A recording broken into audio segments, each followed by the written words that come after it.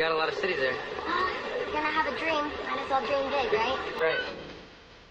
Yeah. Huh? Wow, baby, it's going Hippity. Hey, no doubt. You gotta dream big, dream big, dream big.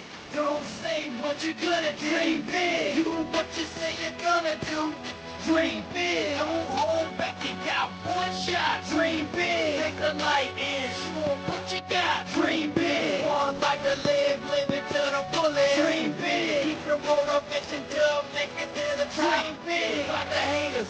Fuck the bullshit. Dream big. Cause it is what it is. A private bitch. Dream big. Let me fire up this blunt and take a moment. Think about what I'm doing, where I'm going. Am I satisfied with my life so far? I'd have to say yes, I'm not saying it wasn't hard, but I've been blessed. I must confess that I'm living my dream. Money, $1,000,000 condos and shows. Oh, that really a dick in the back to keep your nose rose. CIP's limos on the go. Forget the past. I don't know the future, yo. I stay in the moment.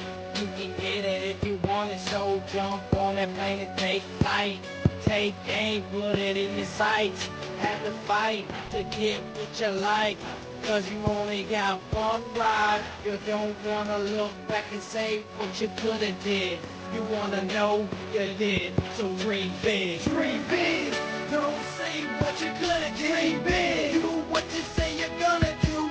Dream big. Don't hold back. You got one shot. Dream big. Take the light and show what you got. Dream big. One life to live, live it to the fullest. Dream big. Keep your motivation till make it to the top. Dream big. Like the haters.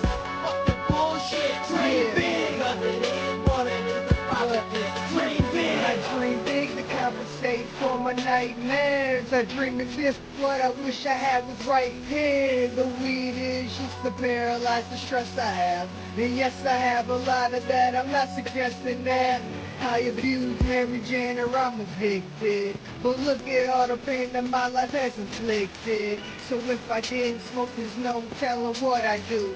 I'd probably end up locked up for a month or two, or they may take my life. Sometimes I hate my life, so when I'm depressed I blaze a blunt and then I write. I'd give my life just for 16 bars and pour my heart out rather than to live with these scars. So I don't live for the day, I live for the moment. And though my eyes stay low, I am focused. My dreams are so big and far from reality that I will defy greater odds than gravity. Dream big.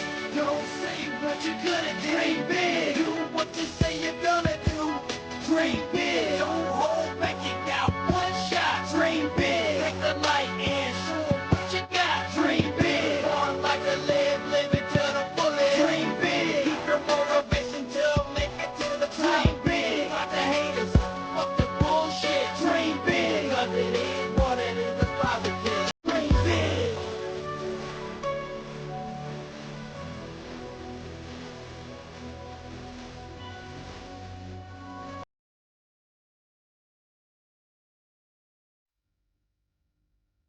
What's happening? What up? What it do? That's for sure. But everybody in my city say, what up, though? What up? What up, though? What up? What up, though? What's going on? What the fuck's going on, y'all? What's happening? What up? What it do? That's for sure.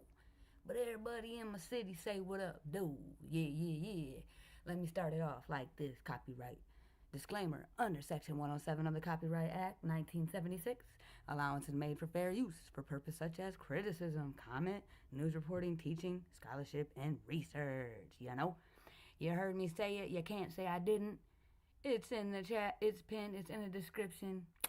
It's in fair use. It's in effect. You can't sue me. You know? Hell no.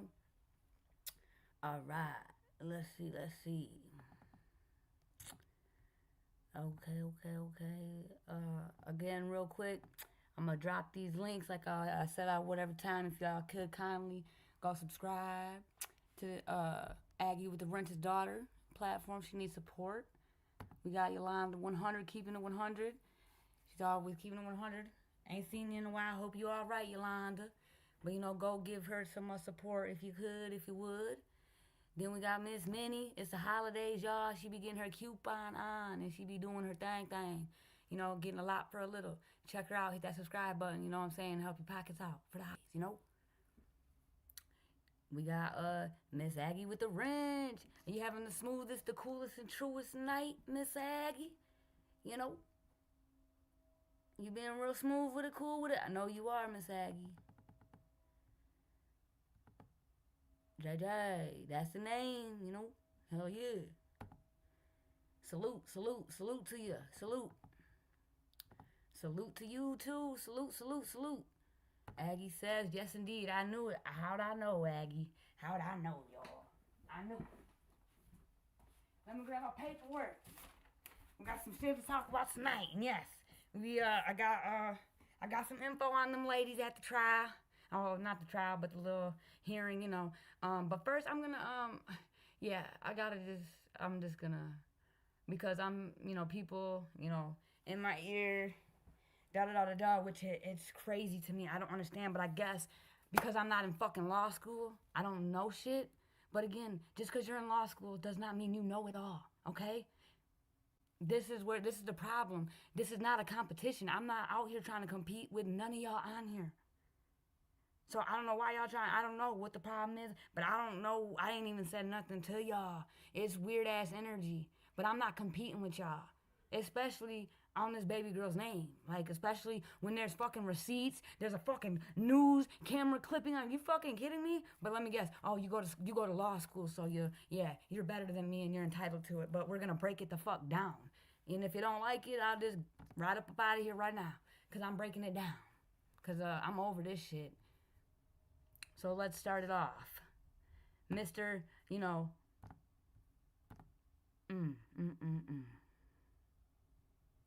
Okay, so this is everybody, this is for a better understanding, you know, and, he wishes that anyone, you know, please bring your, transcripts and everything, cause, he's the only one that, can, cover them correctly, and he, blah, blah, blah. Just listen up and let me go the fuck on mute. Yeah.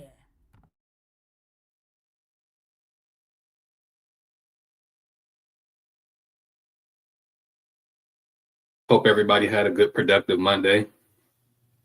Hope everybody has a good, productive week and had a good holiday. So I'm just giving an update and try to, you know, put things on track and kind of set things clear or clear up the air in regards to the Jarvis Butts case. So for the 12-5 hearing that he has coming up, that is a calendar conference. That is not a preliminary hearing. Preliminary hearing is just a formal proceeding where it's like a probable cause where you can present evidence to show that the crime's been committed. A calendar hearing is a less formal, it's like an administrative hearing pretty much to kind of get things scheduled on the docket, like get the date scheduled, time, dates, and last minute motions and things like that. At a calendar conference, the defendant and or witnesses may or may not even be there. Also at a calendar conference, it's attorney only. So it's not open to the public. Another thing in regards to Jarvis, not just him, but in general. In regards to a plea deal, plea deals have to be offered by the prosecution first. It's not up to the defense or defendant to dictate whether or not they take a plea.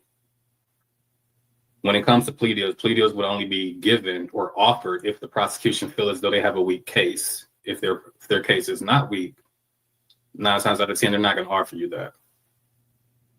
Now, it's not uncommon for a defendant or a defense attorney to go to the prosecutor and say, hey, my client would like to make a plea deal. But again, it goes back to whether or not the prosecution believes if they have a weak case or not. If they offer you a plea deal, that means they don't have much of a strong case. If they do not, they feel as though their case may be a slam dunk and it's going to be enough to convict you. That's how plea deals work.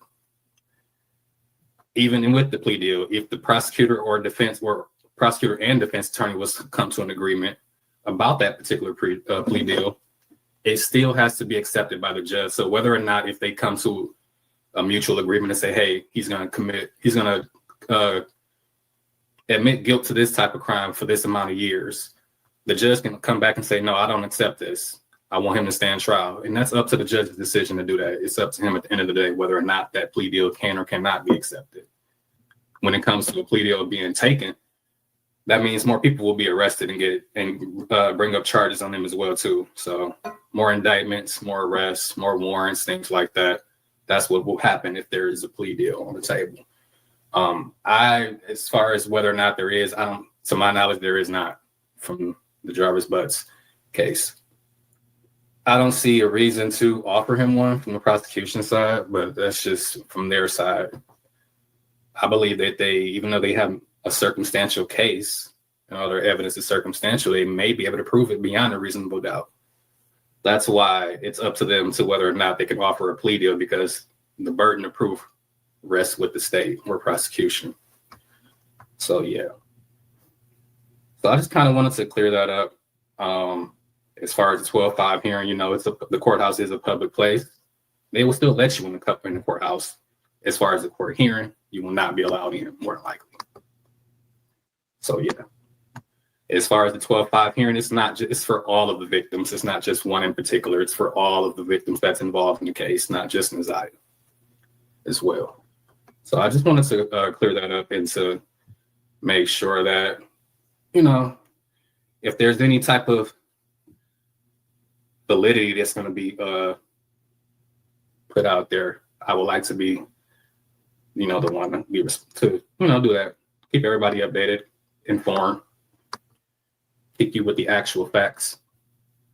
So yeah, but that's all I got for you folks. The hearing, it's not going to be televised, and it's more than likely not going to be open to the public. So yeah, so that's all I got for you. Like, share, subscribe to the channel for more news. So yeah, go follow True Crime with Tone for the validity and all the right shit, because I'm gonna let you know we're about to play the news televised clipping from the motherfucking hearing, which was called a pre-trial. Let me show you better than I could tell you. Yeah, but go follow him for, he needs all the, he can only give the validity, because, he's God, and he's goes to law school, and he knows it all. And, I say this shit with my chest out, baby boy.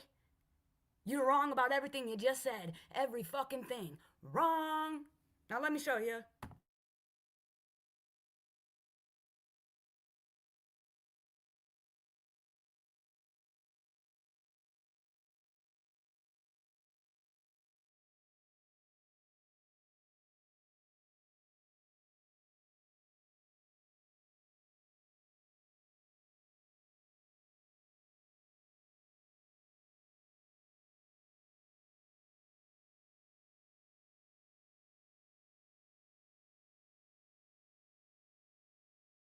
Now, everybody, I'm going to play this clip. Look to the back. You will clearly see Big JJ in her work coat, the reflector coat, in the very back row, okay? If you look behind Tina Ripley in the very back row, there's a gentleman maybe 2 pews ahead of me. That's your girl, okay? That's your girl right there, okay? Okay, so hold on. Let me play the clip. Shout out to Local 4 News, the newsman that was in the courtroom, televising the shit. As was Jarvis motherfucking Monster Butts. And a couple other motherfucking people that were there for their own fucking shit. It was definitely, everything you said was wrong, guy. You're wrong. But just because you go to law school doesn't mean you're entitled to being always right. Again, to entitlement. Now let me school y'all.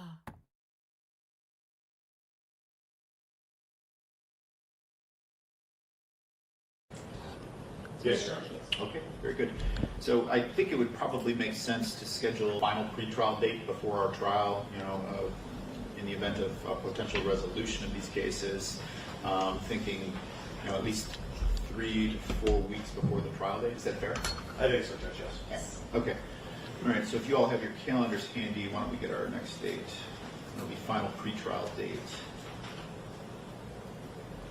Mr. Makepeace or Ms. Ripley, are you putting an expiration date on the offer that was extended? Judge, given that we are still in discussions, not at this time, and in anticipation of adding that last case that was just found over to that offer, so no, not at this time. Would you like to come? Is that not your girl, Big JJ, yay or nay? Is that me? Is that me sitting right there in the motherfucking televised motherfucking hearing? The pre-trial?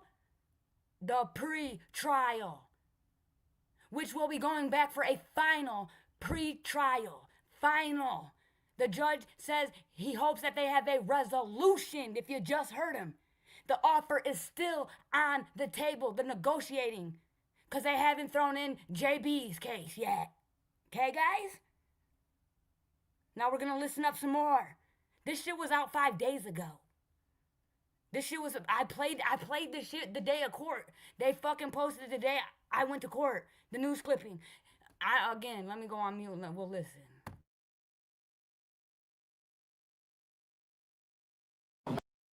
Back for final pre-trial January 23rd. It's a Friday. On behalf of the defense, Mr. Riggins and I will both be in separate trials, but if we did it around noon, we could do it during a break, sure. Okay, so you think you will be in trial on Friday? There's a good chance, yes. And go ahead. I'm also in trial, but I think a noon break would be good. We could conceivably push it a week and go to that Friday, January 30th date is a date that is pretty wide open currently on the docket. I think keeping it on the January 23rd and just make it work with our schedules. I'll also be in trial, but on the lunch break, just because I don't want to go too close to the trial, given the, if it possibly a resolution on that date, we would have to start. We would want to know sooner rather than later. Understood. How many potential witnesses are you anticipating for trial? What's your best estimate? Judge, I believe we did file a witness list previously. I think there was upwards of 80. 80? Okay. From the defense at this point? Maybe 3. Okay. All right. You said 83 or 80? That was 83, correct? Just trying to one up you. Okay. All right. Very good. All right. We can keep that January 23rd date then. I'm going to schedule it. I'm going to put it in the system at 10:30. I know that you all will be communicating with each other. If you're in trial and you're going to come on a lunch break, just make sure that you're communicating that to each other as well as the court, okay? Yes. All right. Was there anything additional for today's purposes that needed to be addressed from the people? No, for the people, Judge. Thank you. Ms. Baker? Not from defense, thank you. All right. We'll see you all January 23rd. Have a great weekend, great holidays, all of that, okay? All right. Thank you, Judge. Thank you, Judge. Be well.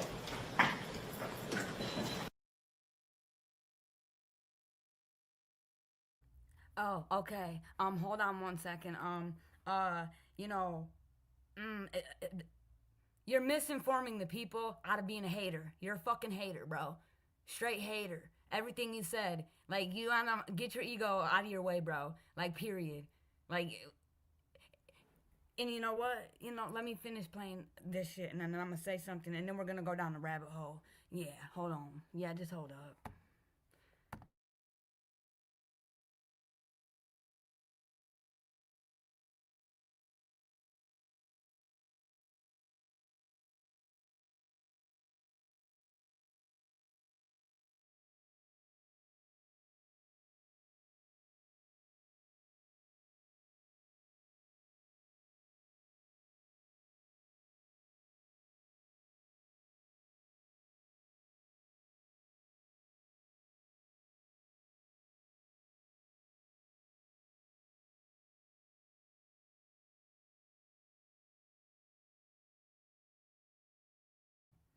And again, I got people on my ass talking about, I'm a liar, I'm a speculator, blah, blah, blah, blah, blah, blah, blah, blah, blah, blah, blah, blah, blah, blah, because these content creators, you know what I'm saying? But no one will say anything to them, But I don't give a fuck. I'm doing this shit the way I want to fucking do it. So here's another one.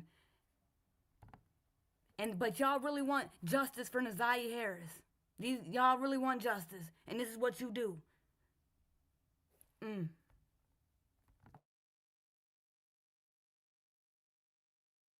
I wrote down who went missing in January 2024 has been set. Jarvis was bound over to circuit court in January of 2025 and is scheduled for a jury trial on February 23rd, 2026. On Friday, December 5th, the final pretrial date was scheduled for 10:30 a.m., January 23rd, 2026, a month before the trial officially begins and more than 2 years after Nazaria Harris disappeared. Now, during the court discussion, prosecutors estimated they would have about 80 potential witnesses. 80 potential witnesses, while the defense estimated around 3. Jarvis was also charged in connection with a separate SA case involving a very young relative in September. And we all know who that person is. I am not going to repeat her name over here, even though her name has been released, but it's just sad, you know? It's just sad. This man has been a monster for over 20 years. If you think about it, okay? He violated his older daughter, right? Then there was another very young child, Nazaria Harris, who's no longer here with us. We all know that. Which it just makes me angry. Because if Shannon didn't give this man a second chance, maybe Nazaria would still be here. No, she would have still been here. Not maybe. She would have still been here.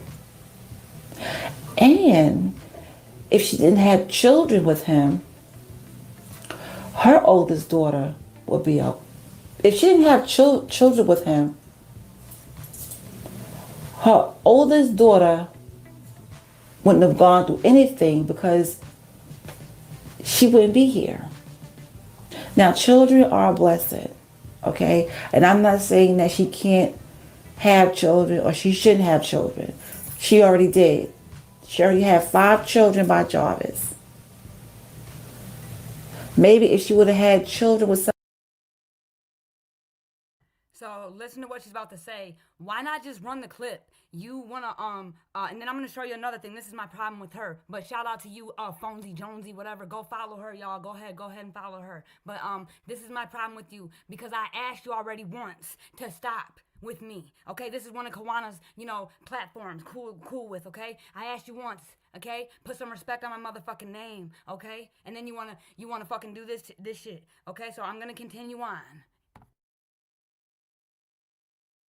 Somebody else, things would have been different. For Nazaria as well. He wouldn't have been around the family. You get what I'm saying? But we can't change things. But she did let him into her home. She knew what was going on with Nazaria and Jarvis. But here's my question. When it came to her own child, did she know? I think she did. And the reason why I say that because I have notes in my other notebook where I have wrote down what was reported to CPS. And if I can remember correctly, Nazaria and her cousin, okay, told what was going on, and they got in trouble for it. See, if my child came to me and said, Mom, so-and-so did this to me,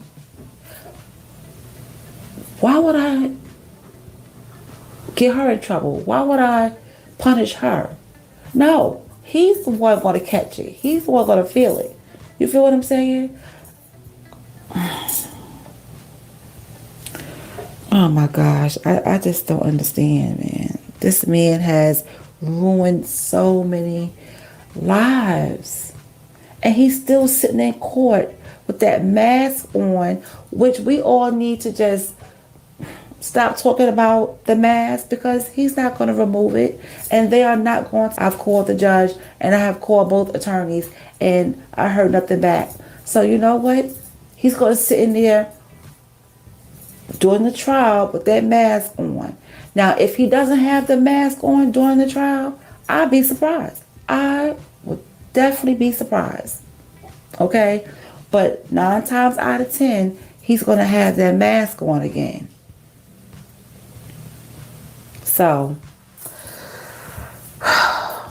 I just want complete justice for Naziah Harris and complete justice for all the victims as well. Because it's time. It's really time. This case has brought out some of the worst in people, and I don't understand why. But hey, it's not my place to understand why. I can only be held accountable for my actions. And moving forward, I'll get the information from the news if they post it, or if Kiwana go live and she explains what's going on. I'm not sure what's going to happen during the trial. Now, if there's a lot of minors that's going to be testifying, we're not going to see any video footage, and that's fine. The media.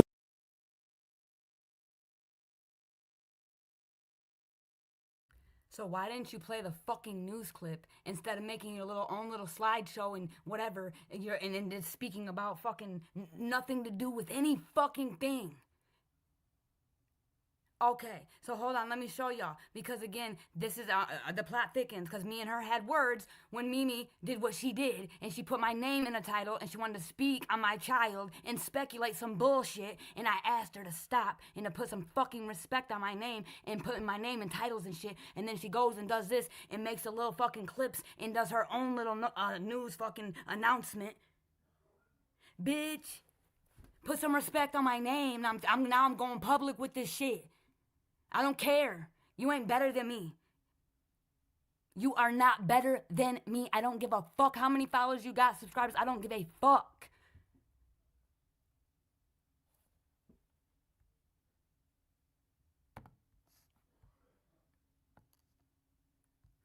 So, I comment right here, everybody.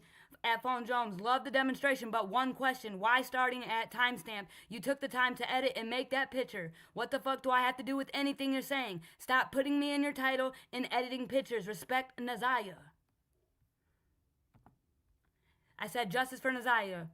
She replies, I don't know what's going on with you. I don't have any pictures of you. I have a picture of attorneys. You're not in my title. What's going on? I sent her the timestamp again.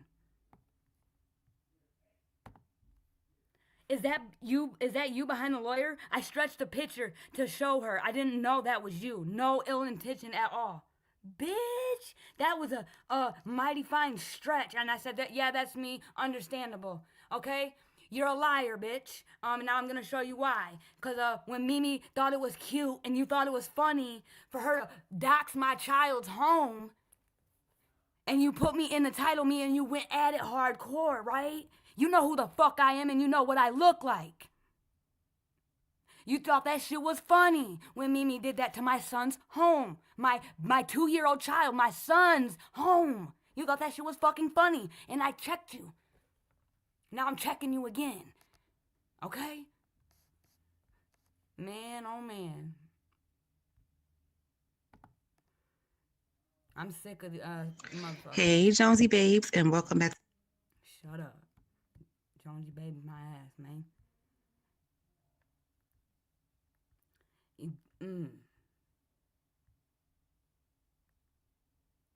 I can't wait to say what I'm about to say either. I can't fucking wait.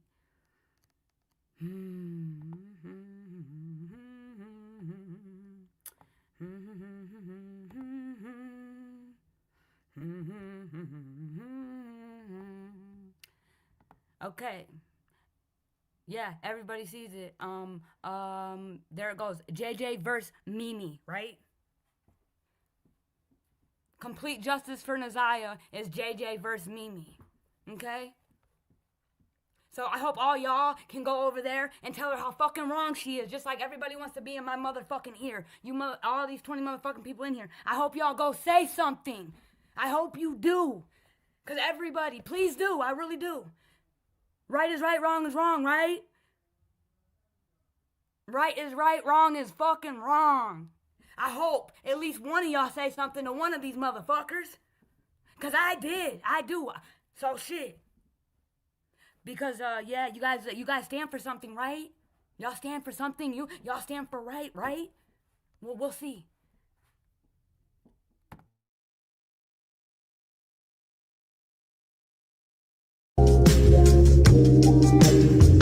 Those links. But if you want further and deep details, those links will be there, okay? All right, so there's a lot of drama that's surrounding the Naziah Harris case, okay? It's a lot of drama around that. And I don't really like that, you know, because we all talking about this case. We want her to get complete justice, okay? And I don't understand why there's so much drama. You know, I probably missed a few videos or a few things, and that's okay. But I'm going to talk about the things that I did hear or I witnessed for myself. So, shout out to Kiwana and Tootie for having a conversation, you know, clearing up the misunderstanding. I really do appreciate that. I really do. That was good. That was good. And now they are moving forward. And I was happy to see that. Okay. Now, when it comes down to JJ versus Mimi,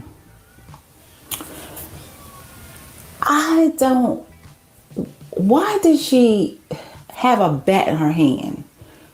You know, why was she going after Mimi with that bat? That's what I want to know. Was she upset about Mimi showing her at the court? Was she upset about that? How did she even know where Mimi was? That's what Mimi, let me tell you something. Every time I hear somebody talk about Mimi, they say, you know, she's crazy, you know, she do a lot. But Mimi reminds me of my baby sister. And that's why when I see Mimi, I do stop and listen, because she reminds me of my baby sister. And let me tell you something. One thing with my baby sister, there's no stopping her. When she feel like something is on her mind and she have a feeling about something, she's going to keep going. She's going to keep going. Now, it may not be the right way that she does it, but she's going to stay on it. Okay, she's not gonna let soon. And I see that with Mimi. Mimi reminds me of my baby sister so much. And when I saw the video of JJ with that bat in her hand, I'm not gonna hold you, I did laugh. I was cracking up at that video because I'm like, oh my God, what is going on? This is dangerous now. You know, this has become a dangerous situation. But I was laughing because her face had like changed. It's like she was just so angry and she didn't care she was being recorded. So now you gave Mimi, okay, power to take that in to the authorities. And they see you doing all of that. Let me tell you something. Nobody's freedom is worth all of this chaos. You know, nobody's freedom is worth it. Hold on, sorry, I wasn't on the screen. I'm about to drop the link. I'm gonna show y'all. But please, I'm kind of upset right now. And I'm trying to prove a fucking point. So, yeah, I appreciate y'all for pulling up on me. But I'm gonna drop the link. You just hit on the link, and then I'm gonna let y'all in. All you gotta do is hit the blue link. All right, I'm finna drop it on y'all. Hold on.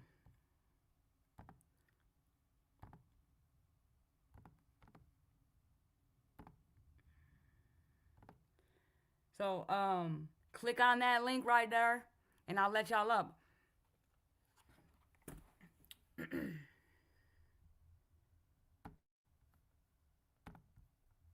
Is we can't allow ourselves to get so caught up that we ready to just jump at somebody or attack somebody. That's crazy to me.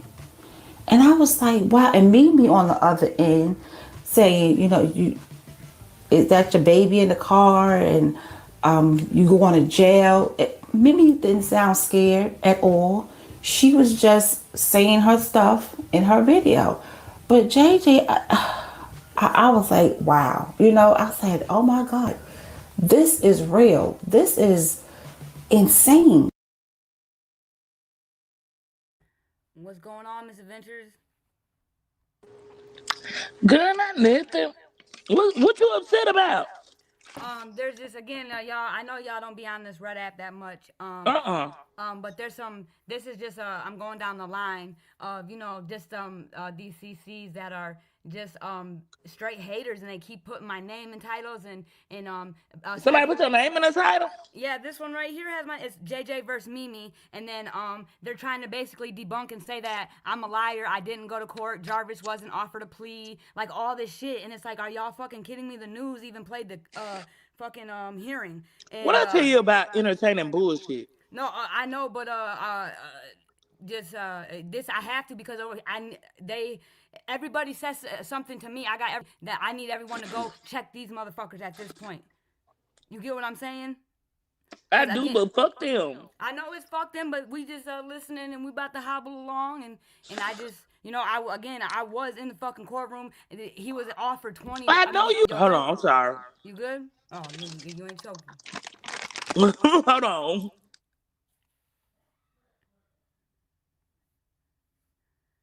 And I see. We know you was in the courtroom, like JJ. Me and you done had this conversation multiple times, have we not? Yeah, we have. And all I'm going to say is, if they rocking, fuck who ain't. Yeah, you're right. You're right. You ain't got shit to prove to these hoes. Who are they? You making them seem like more than what they are by trying to prove something to them. They are nobody to prove anything to. Yeah, you're right, and I'm over here. I've been coming to your lives. I've been here a couple of times now, right?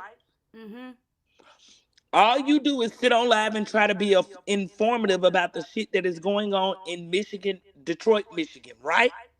Yes, ma'am. So if they not rocking with it, why the fuck do you care to give an explanation behind it? Who the fuck are they? Yeah, you're right. You're right. Yeah, you're giving these bitches more name than what they need. You don't have to address motherfuckers. I keep telling you that. You do not have to address everybody that has a problem with you. Fuck them. Yeah, you're right. And I pop your shit. Do your thing. Again, you know the conversation we have. There's no need for me to go into this on live. No, you're right. And there's no need for you to be addressing them, because I'm gonna tell you something. Even if you don't agree 100% with what I'm saying, I'm gonna tell you this. You addressing these motherfuckers on live is generating traffic to their page. You feel me? Yeah, I feel you. You're right. Why the fuck would you want to be the source of their traffic? Explain that to me. I can't. You're right. You are right. And you're an angel. You got me. I was over here. I might tell you a joke, but I never tell you a lie. And you haven't yet. You have not yet. And I am very grateful for you. So thank you for popping in today. And we're gonna go down the rabbit hole. Right, go down your rabbit hole. Fuck them. Ain't no need to be addressing them, because who the fuck are they? Absolutely. And again, thank you for helping me not make to be addressing them. That is giving them more clout than they need, right? Absolutely. You're right. Yeah, fuck that. Fuck Regardless them. of what we do over there on TikTok, what go over there, ain't no need for you to be addressing somebody on a different app, on a different platform where you trying to build because you're generating traffic to their shit. Fuck them. Yeah, absolutely. You are right. And again, we're gonna yeah, fuck them, You don't whatever. need to address shit a fuck thing that they doing about you, saying about you, or none of that. Oh, you feel like I'm fake? Okay, that's fine. Don't tune in. But the people that feel like it's real, y'all watch my shit. Don't be addressing no nothing ass hoes. You're right. Yep. Whoever wants to listen to what I do is what it is. I'm I'm so for real when I say this, and you know I am because I've had this conversation with you before. Have I not? Yes, ma'am. You have. I actually talked about you in my live earlier It's about been how. plenty of times where I've been arguing with bitches on social media, and I will not address them bitches by name because, as you have told me, and this is really true, regardless of you telling me this, people really fuck with me. You think I'm gonna give some bitch, some nothing ass nobody, some clout off my name and address them and have people trying to run to their shit to figure out what they say so they can run back to? I ain't addressing none of you bitches because you don't mean squat to me. Stop addressing shit that don't matter. Them bitches do not matter. Motherfuckers is grasping at straws, putting out whack ass rap songs. Fuck them. Get You're on right. this bitch and pop your shit. Stay focused, like I told you. Cover your trials. People are trying to pull you into mess and you keep taking the bait. Stop. You don't have to address everything somebody say to you. The best response is no response. Fuck them. And you're right. Amen. And And I you had. meant that from the bottom of my heart. Stop giving people your energy. If you stop giving your people your energy, people can't say, "Oh, well, she ain't even address them. She ain't even studying them." Roll with it. You're What you be right. saying? Be cool with it. Be smooth with it. You need to learn how to be cool and smooth. Fuck them bitches. You right. I gotta take my own advice. Be smooth and cool. You right. You damn right, Miss Adventures. You ain't never steered me wrong, and I tell you that. They ain't I'm. nothing to be addressing. And Amen. damn sure ain't nothing to be addressing on your YouTube. Stop doing that shit. Stop giving people clout off your name. And I know they'll probably do the replay and say, "Oh, I'm not getting clout up." Don't mention them bitches on your show. When it's your time to shine, you talk about what's important to you. And the damn show better not be them motherfuckers. Yeah, you're right, man. Yeah, we're I gonna landed my switch plane. I'm lanes, sorry. I and know again, I I'm gonna went on tell a rant. y'all, I'm gonna just go like this. I don't care to hear it anymore. Don't text me if it's anything to debunking. You either Are believe you me or talking, you JJ? don't. I can't hear you if you are. Am I talking? Do y'all hear me? Yeah, I can hear you, but it be lagging. Can you hear me? Can you hear me? Yeah, I can hear Can you. anybody hear me? I can't see the chat. I can't see nothing that's going on. I can hear you. Let's see. JJ, Can you hear now? I'm gonna get off this shit, JJ, because I don't feel like nobody listening to me. I can. We can hear you. Ah, shit. What the hell?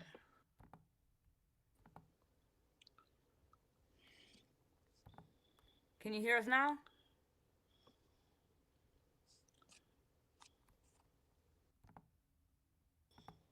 Can you hear now?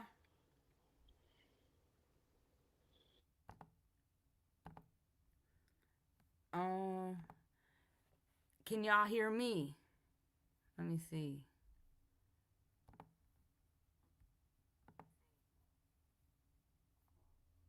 Mic check.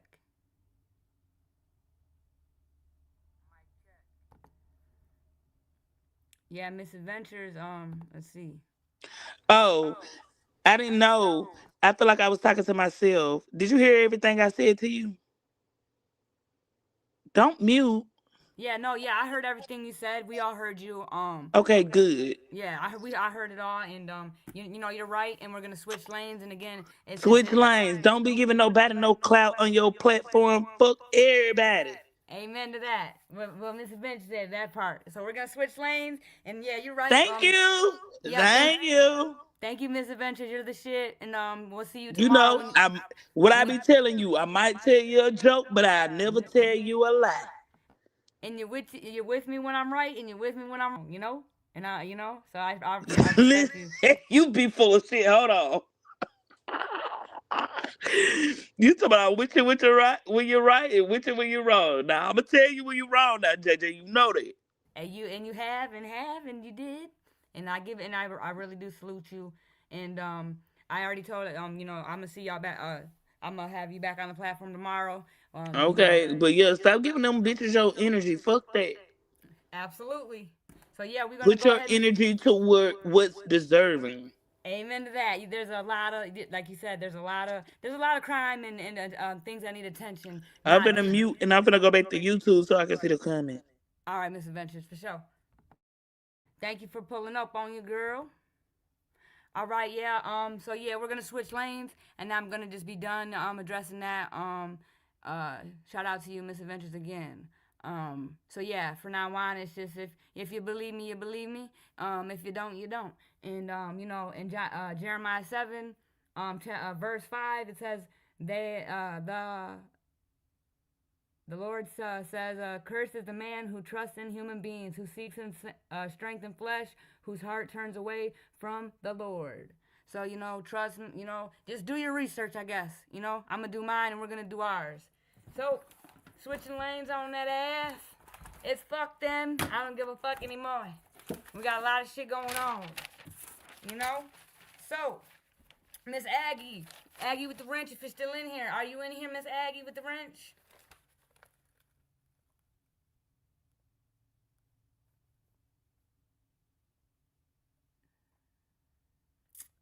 Do Aggie with the wrench. Aggie with the wrench. Aggie with the wrench. Oh, let me see.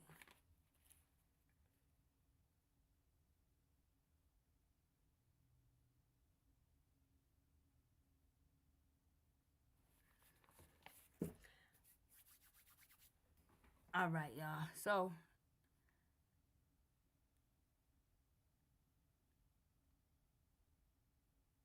hold on one second. Let me pull this up.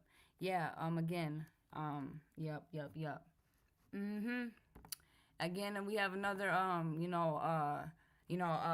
Close to my stomping ground. Rebecca Park. May she rest in peace. And Baby Park. It really does. That one is really sticking with me. You know what I'm saying? It's really fucked up there in Wexford County, Boone, Harrington. It's a very, very small town. My mother still lives in Cadillac. My mama lives up there. I got a little sister. She goes to the Vikings. She's a Viking, Cadillac High School. On my dad's side, we got the same daddy. So, her mom lives up there. I know a lot of people up there. I did get a chance, like I told y'all, to speak with Fabian's brother's daughter, which is their cousins. And we used to play together and shit, in Jennings, Michigan, and his crazy work. The English teacher in Lake City High School, Miss Phillips, is the sister-in-law to Stephanie Park. She has a GoFundMe page. She's the one who has custody of Rebecca's 2 remaining kids that are still here. Her adopted mother. Shout out to you, Miss Stephanie Park. Shout out to you. Shout out to you, Miss Phillips. Doing your thing, trying to help Stephanie out. And, shout out to the community in Cadillac, because they were standing on business. They were looking. They were searching. They were, the packed courtroom. Man, packed courtroom. They were about business. You know what I'm saying? They definitely did a big one. That's how the community should be. And I talked to another friend. The dumps aren't the dumps here. They're not. And the police they're trying to find that cooler that was placed in that trash can. And again, it's not. It's like a country, like, in the middle of nowhere, like you ain't gonna have no service type area. So there's not a lot of movement, you know what I'm saying? So it's not like Detroit, like every day they gotta clean that dump out, or you know what I'm saying, it's gonna get overflow. So that I hope they find the baby, because you know, again, and I promise y'all, this is the craziest thing that's ever happened up there. You know, there's been some unalivings, there's been some, crime. But the gruesome details and the extent to this crime, I can't believe it. And then I feel like there's way more to the story. You know what I'm saying? That sick shit, that incest shit, sick shit. And shout out to TikTok, because over there they definitely woke it up, because Miss Courtney dumbass Bartholomew, before she was arrested, was on hitting panels just like some other motherfuckers we know, hitting panels, just blah blah blah blah blah blah blah blah blah. You know what I'm saying? And then the sister got out on bond and was advised not to get on the internet. And she's still getting on TikTok. And, them TikTokers they did their thing. They did their big one. Shout out to every single one of y'all. I think it's Chef Talk. Shout out to Crime with Nicole. Shout out to you. Shout out 5 Survived. Shout out to you. That's just the 3 off the top of my head. They really ran it, and there are certain things that were said on those lives, basically, you know what I'm saying, that can help the police. And it's recorded and it came out of the horse's mouth. It's not speculation. They got on them platforms and were saying this shit. And then the sister, the younger sister, Kimmy, and she said that I was advised, but I don't have a gag order, and people are trying to tell her, for your sister, don't taint this case. And it's kind of crazy, like how they're handling. They're really like, even the judge said it. He shut it down. He shut down. He told them the news people that they could not live stream. They could record and do clippings, but they could not live stream, because of all the publicity and all the social media shit. Because he knows that it could taint the fucking case. Crazy how things be different in such a small town versus a big town. Because again, Cadillac is 207 miles away. We measure this distance in miles, not time. So however long it may take you to travel 207 miles northwest, that's how long it takes to get to Cadillac. Or Boone, and Boone's right there, you know what I'm saying? Like, Boone, Harrington, Cadillac, it's all, real small, again. So I'm going to just I wanted to play y'all a couple clips from, the mother, the bio mother who admitted, oh my goodness, it's so sick. This case really fucked me up, for real. It is so messed up, man. And diabolical. I just want y'all to see, before she got arrested, and then, she had the nerve, oh man, to ask for bond, or to be lenient on her, and she had to get home to her son, which reminds you, Brad, and it was said to be in a little boy, which I'm pretty sure was the 14-year-old son, went up to the lady and asked, and the little boy said, I'm scared, will you go look? And she's the one who found Rebecca. And that ain't no just coincidence. You know what I'm saying?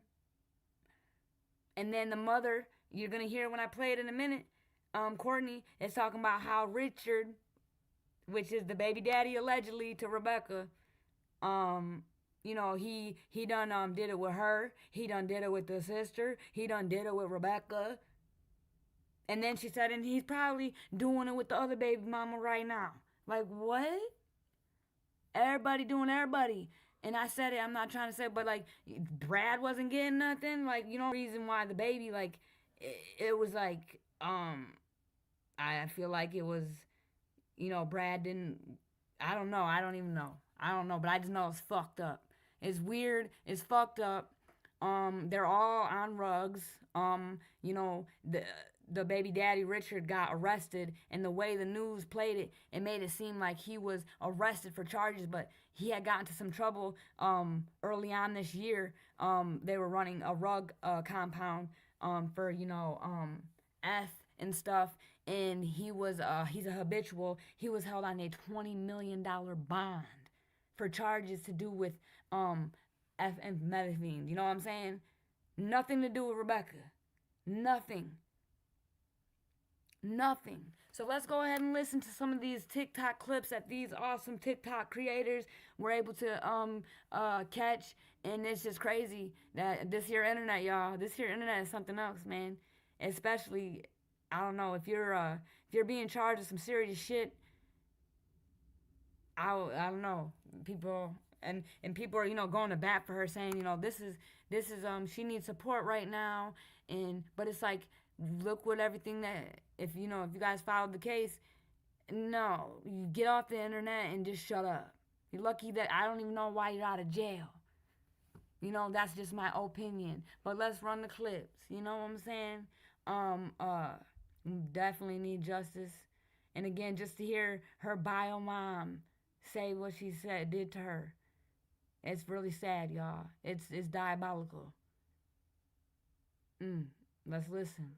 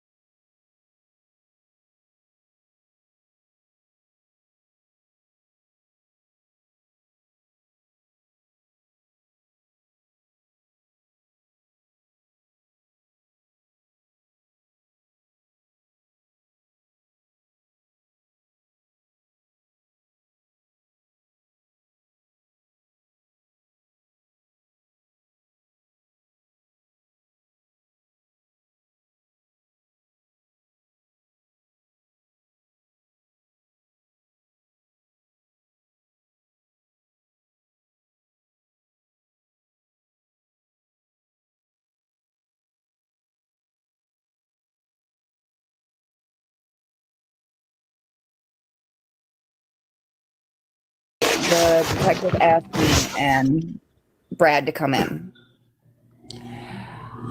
We both went in. The detective talked to me and asked me if I'd do a lie detector test. Did not give Brad the choice to even do a lie detector test. They automatically told him that he was doing it whether he liked it or not. While I was doing mine, I found out that Kimberly had said that I hit my daughter and I hit her body. Then I find out that she's trying to get my husband for murder. Then I find out that she's been asking Brad about the trails behind my house. Okay. Tomorrow, I've agreed with everybody, 11 o'clock, be in front of my house or on the side road, whatever. You follow me. We do trail hunt out where Kimberly's asking. I do not know what we're going to find, if we find anything. I have no clue. This could be a lot. Courtney, are you willing to accept a couple questions if we're we're neutral, we just have a couple questions for you. We will have a team out here tomorrow at 11. We appreciate you taking the time to talk to us, but we do have some questions. Will you, we can let you speak and repeat what you said out there because it was difficult to hear. But when you're done, if you would please accept some questions as long as we're respectful. Yeah. Saturday night before Kimberly left with Brendan, she had stated that, was it Saturday? It was Saturday, right? She stated that she was the one in the black car. Where she got the car, I don't know. But she stated that she was the one in the car. She was the one that picked her sister up.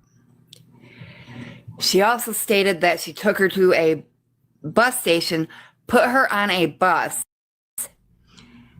and sent her to Tennessee.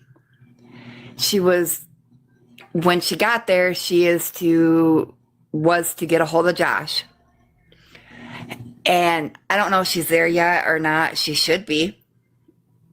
Because it does not take 3 weeks, right? I didn't think so. But she should already be there. Josh was supposed to help her with that $2,000 and get a apartment. I told them tonight that I'm not lying for my daughter anymore. She's going to fess up. That this is going to come to an end. And then we get back in my car, which I'm sitting there at the sheriff's department waiting for Brad. And he gets in, he's like, this is some bullshit. And I said, what do you mean? He's like, your daughter's trying to implicate me for murder. I said, you gotta be fucking kidding me. And then he's like, could that be why she's asking me about the trails? I was like, I hit the dash so hard, I'm surprised the airbag didn't freaking deploy. I was like, what the fuck you mean she's asking you about the trails behind the house? He's like, she's been asking me.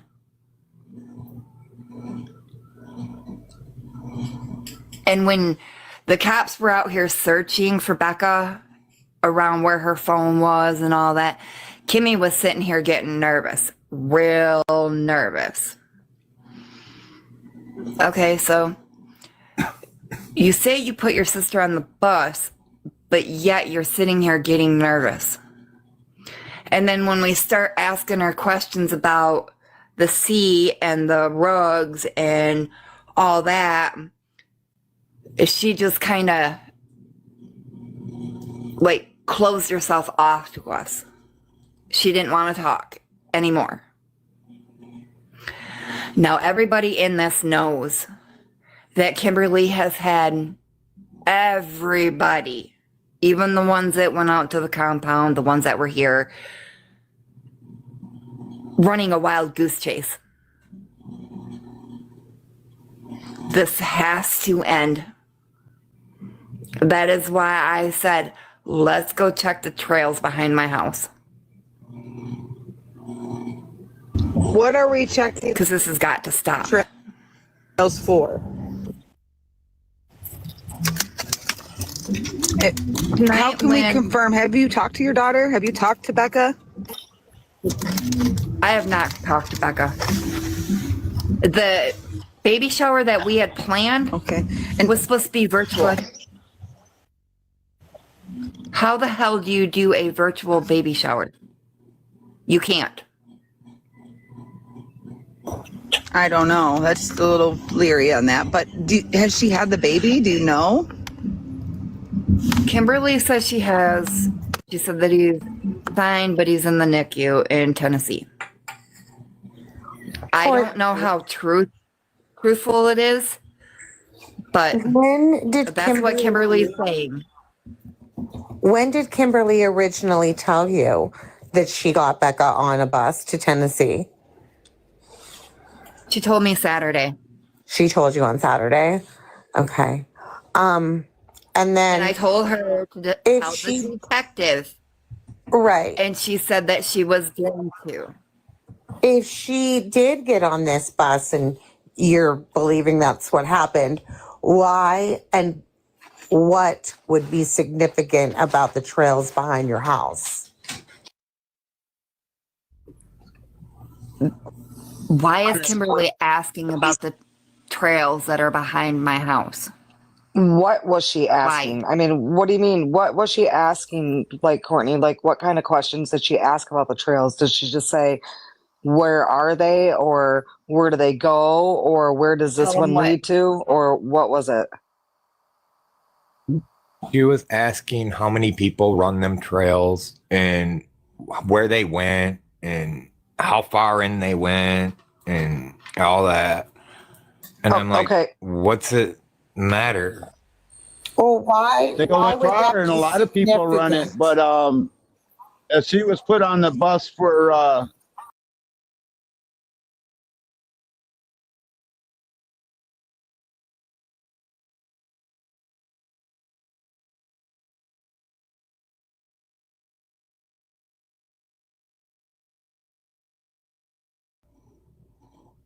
Okay. So when she was asking about Answer those that one. trails, Brad, when she was asking about those trails back there, Brad, and those types of specific questions like that, Brad, why would you not think after all this time with her missing and all the stuff that you guys have been doing and all the things that have been going on social media and all the speculation, why wouldn't you have said, you know what, that's right. Kimmy did ask me about all those trails and wasn't asking me all those questions. We So didn't why put it before today? together. Wait, listen, Okay, Courtney, okay, okay, hold okay. on, hold on, hold on. I'm not trying to What argue with I'm you. trying to tell you, you guys don't need to badger him. He's telling you. He just figured Kimmy wanted to go trailing. Okay, I understand that. And hear me out. And I didn't finish, and I let you guys finish. What I said was, and hear me out again. With everything that's happened and all this social media presence and all this stuff and all the accusations and all the things that were coming out, you mean to tell me that he didn't think about that? He didn't think nothing of it? He didn't stop to think and be She's like, been wow, you running know with what? Brendan that's got a 4-wheel drive. It doesn't matter. You're missing the point, Courtney. I asked you a direct question He and you're figured missing the that point. it was just for her to go trailing. Because there's a lot of I trails still out would have here. brought it up. I think you're still missing the point because I still would have brought it up. I still would have said, I you know understand what, to be you're honest, saying. Okay, I'm about to go if you're going to do this. I'm not trying to. I understand I'll what you're shut up. saying, but he didn't put 2 and 2 together.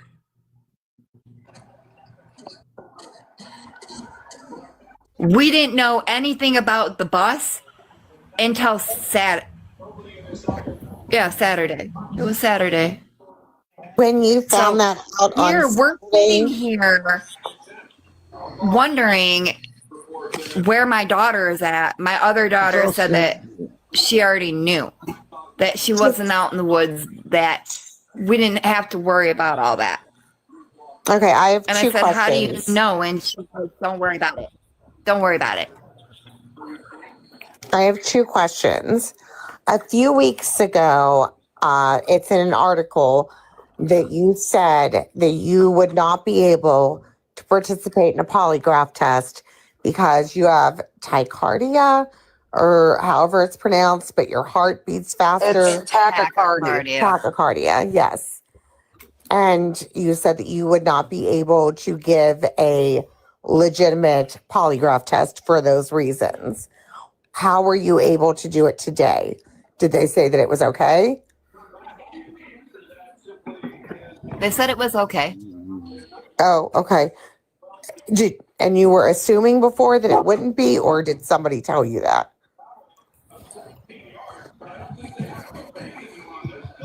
I was assuming, and the detective had mentioned I've got to do some research, so I was like, okay, so obviously somebody with tachycardia can't do it. Okay, I'm just asking. I'm not trying to like badger or anything, just asking. And if you found out Saturday that Kimmy said she put her on a bus, did you contact law enforcement on Saturday or did you tell them about that today? Kimmy said that she was going to call them while she was out and about. And then, as you guys know, it blew up. Thank you. I know Chef definitely has a couple questions. Oh, the one that said that if your mom's in jail, you'll get her car. Would you turn your mom in for $50,000? And she said it'd have to be more. I'm not talking to him. I will drop out. Chef, sorry. I respect that. No problem. I have a question. If you know that she is with Josh, have you reached out and made contact with Josh? No. They won't talk to me because of Mel. Because I asked Mel to take the reward down so that we could actually get answers.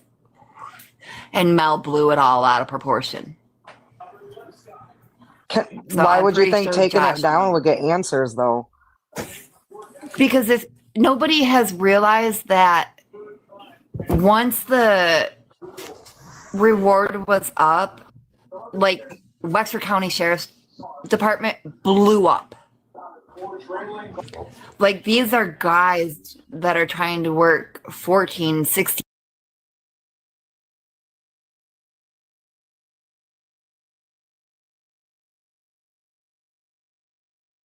I'm pretty sure the reward was like $40,000. And the day that there's a voicemail, our girl Rebecca received some family inheritance, $2,000. So we got some money involved and a baby involved and everybody screwing everybody involved. This is crazy work. Let's keep listening. It gets crazy. It gets sicker.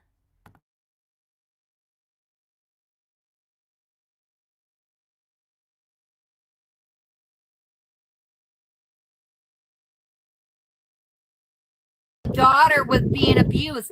Where were you when she could have used the goddamn house? Like you. Where were you? Remember the time that you chased her out of your house with a baseball bat and my husband had to go and get her and your husband tried to ram his truck? When did Josh ever have a fucking truck here? Never. Yeah, he did. Actually, if you want to get technical, it was a Jeep. Yes. But the thing is you knew what the fuck was going on with my daughter, and then where were you? Not a fucking soul was around. Not even me. Little not did her you know, dad. because you never not talked anybody. to your daughter. You know how many times Really? me and Brittany? No, wait a minute. Hold on. Let's call it for what it is, Courtney. You know how many times have I saved your daughter from a fucking hot shot, Mel? How many times? What, once? Look, I'm not denying the fact that people all have the issues. that Okay? she That's had not, no, it's not about and Brittany. the other things It's about that were in Becca. her bag that I took out. So It's your not daughter couldn't about- do it. We're not talking about Brittany. We're talking about Becca, Courtney. Do And you're not up here- come at no. me sideways. You are spinning lies, and I'm tired of it. Trying to make this thing up about Spinning Becca lies? here in Tennessee. Bullshit. Then you better tell Kimmy to stop lying to me. You know, it's pretty funny. Because I am Hold going it's on pretty what funny. she is I have saying. talked to Kimmy. Stop for a minute. I have talked to Kimmy more than one time. I have. Yeah, you think you have. No, I have. You want the screenshots on that too? Kimmy hands the phone off every time you text. No. It's her voice. Oh, yeah. It's not yours. You're right. It's not. But every time you text, she used to hand the phone off. Now y'all are More lies. buddy-buddy. Do you know what the truth is, Courtney? Come on. Do you know what the truth is? I'm telling you. You're telling According me what? to my freaking daughter, my other daughter's down there with you guys. Yeah, you want to come check it out? Oh, trust me. If I had the vehicle and I had the fucking gas money, I tell you what, I'll send you the money. Bring every motherfucker you want to bring, because she ain't here. If you think if she was here, I wouldn't be busting my Bring ass it trying on. to find We'll her. be on our fucking way right now. Another lie, right, Courtney? Because trust me, I want to find my fucking daughter and bring her home. And my grandson. Courtney, listen, can I ask you something? And this is a very serious question, Courtney. Do you honestly, in your heart of hearts, right now, step back and breathe and think, do you honestly think in your heart of hearts that Rebecca is in Tennessee? No, she's After you're hearing what Mel has to say, and Mel telling you that she's not there, do you really honestly still want to play that charade and think that she's in Tennessee? I don't know where my daughter is, but I want her home. Courtney. I want to go back to sleeping at night. Courtney, then not tell watching my the truth. Because here's what I'm seeing right now. I see a person who's spinning and spiraling, and the fingers are flying and pointing every which way but where they should. And I think it's hard, and I think you're scared, and I think you don't understand, and I think you don't know what to do. And I think that would probably be very scary. And I can understand that. Not only that, the I was major. told she was in Tennessee. That is what I was told. Okay, And that she was Courtney. fine. And my grandson was in the NICU. What am I supposed to think? I'm not supposed to doubt my children. Your children are the ones that you're supposed to listen to. Courtney. While And you I were have been sitting there, listening Courtney. to everything. Courtney, while you were sitting there screaming at that person about where were you, where were you, where were you? Where have you been? Where were you? You want me to tell you where you were? I wasn't there. On social Where I should have media. been. Exactly. So what do you think that makes you look like? And so for you to get upset that you have all these millions of people watching and all these things that they're saying, nothing is being brought up because of anything but what you've said. You have to I want understand my that. daughter. Okay, we want her too. We want her too. That's all And I that's what want. we're here for. So at this point, let's just But be how real. much of Kimmy's story is true? How much Okay, of it isn't? Hey, Courtney, guess what? I'm not saying that I believe Kimmy, okay? I want you to understand that. I'm not saying that I 100% believe Kimmy. But at this point, Which she's you guys, sitting here telling my whole family that she put her on a bus. What You am I all- supposed to think? Courtney, this whole thing is like a crazy debacle that is just insane. I think you need to think about that. You have people protesting outside your house for the return of your daughter. Why do you think they're protesting outside your house? Did you ever stop to think that? Why do they think you are the one? Not because of Kimmy, because they thought that long before Kimmy even said anything. Why do you think all of us think it's you? Why do you think that? Honestly, can you answer It's that? not Why do you me. think it? I didn't do anything. I didn't ask you that. I asked you why you think that we all think So- that it is you. That's what I asked. I didn't I don't ask know you why that. you guys think this. Really? Courtney, I really think that you're not that stupid of a person.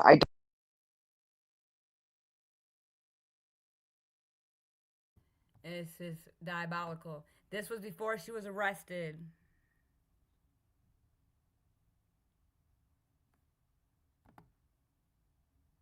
So, it's very important, since Courtney's not going to come on this panel, I need everybody, and I'll go back and look at my own show, but I need all audio of Courtney saying that it is on the main 2-track.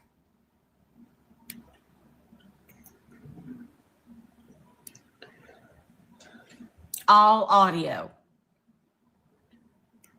Now, I have something to show you. Not that nobody has been there. I don't think they have, because we were talking about that. She don't have, she is out in town and don't have a good signal. That's okay. I'll continue. But a family member, I gave the exact coordinates. Yes, they are on the big YT. I gave the exact coordinates according to the screenshot that Rich sent to a family member who drove down there and recorded all of it for us. Not just a simple search down the 2-track, not just a little over here and a little over there. We done the whole drive, and where the coordinates landed will shock you.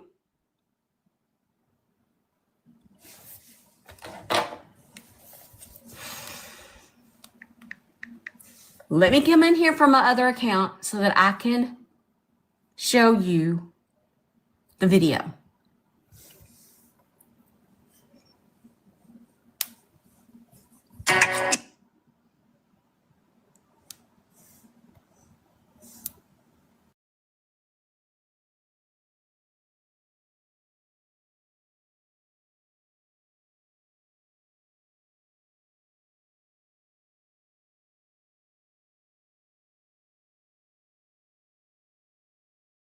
So, it's very important since Courtney's not going to come on this panel, I need everybody, and I'll go back and look at my own show, but I need all audio of Courtney saying that it is on the main 2-track.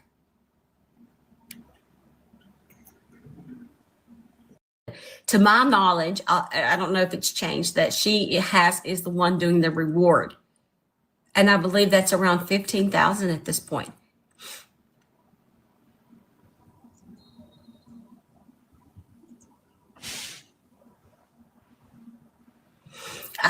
You know, I don't know.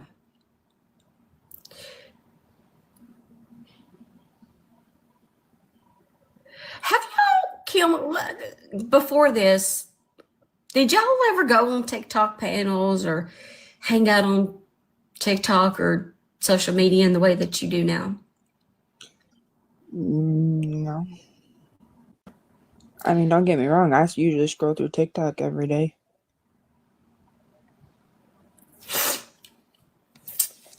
So why? So there are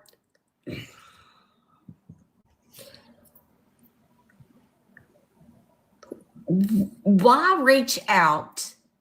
Well, I wouldn't say that your mom reached out for help, but clearly. Hey guys, thanks so much for checking out my show. I really, really appreciate it. Please click to subscribe. I'm still digging into this story out of Michigan, this awful, awful story. It's almost like unbelievable. This mother accused of cutting her granddaughter out of her daughter. I know, it's like hard to even wrap your mind around. Well, now I just got my hand on probable cause, crazier than everyone involved has now got. This is probable cause affidavits that really detail the crime, show more of what the motive could have been, and it is real. If you followed our reporting on the absolutely horrific killing of a young pregnant woman in Michigan, Rebecca Park, you're really not going to be shocked to learn what the victim's loved ones told police about who did what and why. If this case is new to you, just know that Park was 22 years old and 38 weeks long when she disappeared on November 3rd. She was found November 25th in a national forest, stabbed to death, and her baby cut out of her body. Prosecutors say the baby's dead, but we still don't know where it is. Rebecca's birth mother and stepfather, we're talking about Courtney and Bradley Bartholomew, are each charged with first-degree murder among many other charges. They're each being held without bail. We're talking about the family here being responsible or allegedly responsible. And now we have the probable cause affidavits that are supporting their arrest. And surprise, each is pointing the finger at one another. Police say Courtney told them that Bradley confessed to killing Rebecca the day after her mutilated body was found. Allegedly, Courtney said Bradley claimed to have slit Rebecca's throat. And when she asked what happened to the baby, he said he put it in a cooler and then a trash bag and then threw it in the trash. But then Bradley spoke to police and allegedly said Courtney stabbed Rebecca, ripped out the baby, and threw it away in a cooler. He said Courtney had Rebecca lie down in the woods while she was still alive and cut the baby out of her, supposedly because she wanted it for herself, which obviously raises the question of why she didn't keep it unless it didn't survive. But the only murder charge that was filed so far is for Rebecca's murder, not the infant's. And if that is not enough to make your head spin about all of this, because it's so hard to understand what's happening, there is another affidavit we need to talk about. This one for Rebecca's sister, Kimberly Park, again, all in the family. She has been charged with lying to police and obstruction, and now we know why. 3 days before Rebecca was found, Kimberly allegedly told police that Courtney and Brad killed her, both of them. She said they hit Rebecca so hard on the head that she had a seizure and died, so they had her carted away. 3 days later, Kimberly had a different story. She told police that her dead sister's fiancé, a guy named Richard Fowler, confessed that he killed Rebecca. Fowler's facing charges now too, but on drugs, not murder. Now, I want you to get this. Before he was engaged to Rebecca, Fowler dated Kimberly, her sister, as well as Courtney, her birth mom. I want you to process all that for a second. Now, Courtney was out of the picture for most of Rebecca's life. The two had just reconnected a few years back. And as for Kimberly, the same day that she accused Courtney and Bradley, she also spoke on a podcast that is hosted by a friend of ours. It's called Steph's Case Files. And Steph is Stephanie Pratt. And here's a bit of what Kimberly told her on November 22nd. Courtney told me if I say absolutely anything, me and my daughter are both going down for it. She said it to my face. She said it the day after my sister disappeared when I came out there. It's hard to make sense of any of this, but I want to bring on Stephanie Pratt right now. Joins me now live. Stephanie, thank you so much for coming on. Hopefully you can sort this out. Dang, shout out to Stephanie on TikTok. Go ahead with your bad self. Shout out to Stephanie Case on TikTok. That's her YouTube link. But dang, okay, we see you. Shout out to you, Steph, on TikTok and on the Tubi. Look at you doing your due diligence. Salute, salute, salute to you. Salute to you. For sure, for sure. I want to start with Courtney and Bradley playing the blame game. The police, telling police the other killed Rebecca, threw away her baby. Can you tell us more about what you know about their statements to police? Yes, they seem to be playing, just as you said, the blame game. When they questioned Courtney Bartholomew, she stated Brad was the one who hid in the truck, and she was then to get Rebecca to get in the truck. They got in the truck. Courtney says they're just riding along, and then he just starts. I want to remind everybody, too, the mother, Courtney, only has one leg, and her other leg is cut off. Like, she only has, like, a nub. So, for Brad to say that she did it by herself is kind of hard to believe, but that's just my opinion. Taking out the knife, and according to her, he was stabbing her 4 to 5 times in both the chest and the back. But then when they brought Brad in, he switched it on Courtney and said she was the one that was swinging the knife as he was stopping the truck to get out of the truck because the knife was still swinging and he didn't know what was going on. So each of them blame each other. But really what police have to do is overlap their stories to figure out what is correct. They both were there. They both were involved. They both handled some sort of weapon. And I think that's going to be the underlying case. That's a really good point, because right now they believe that they are responsible, not Richard Fowler, for the death. And this idea, I'm still confused.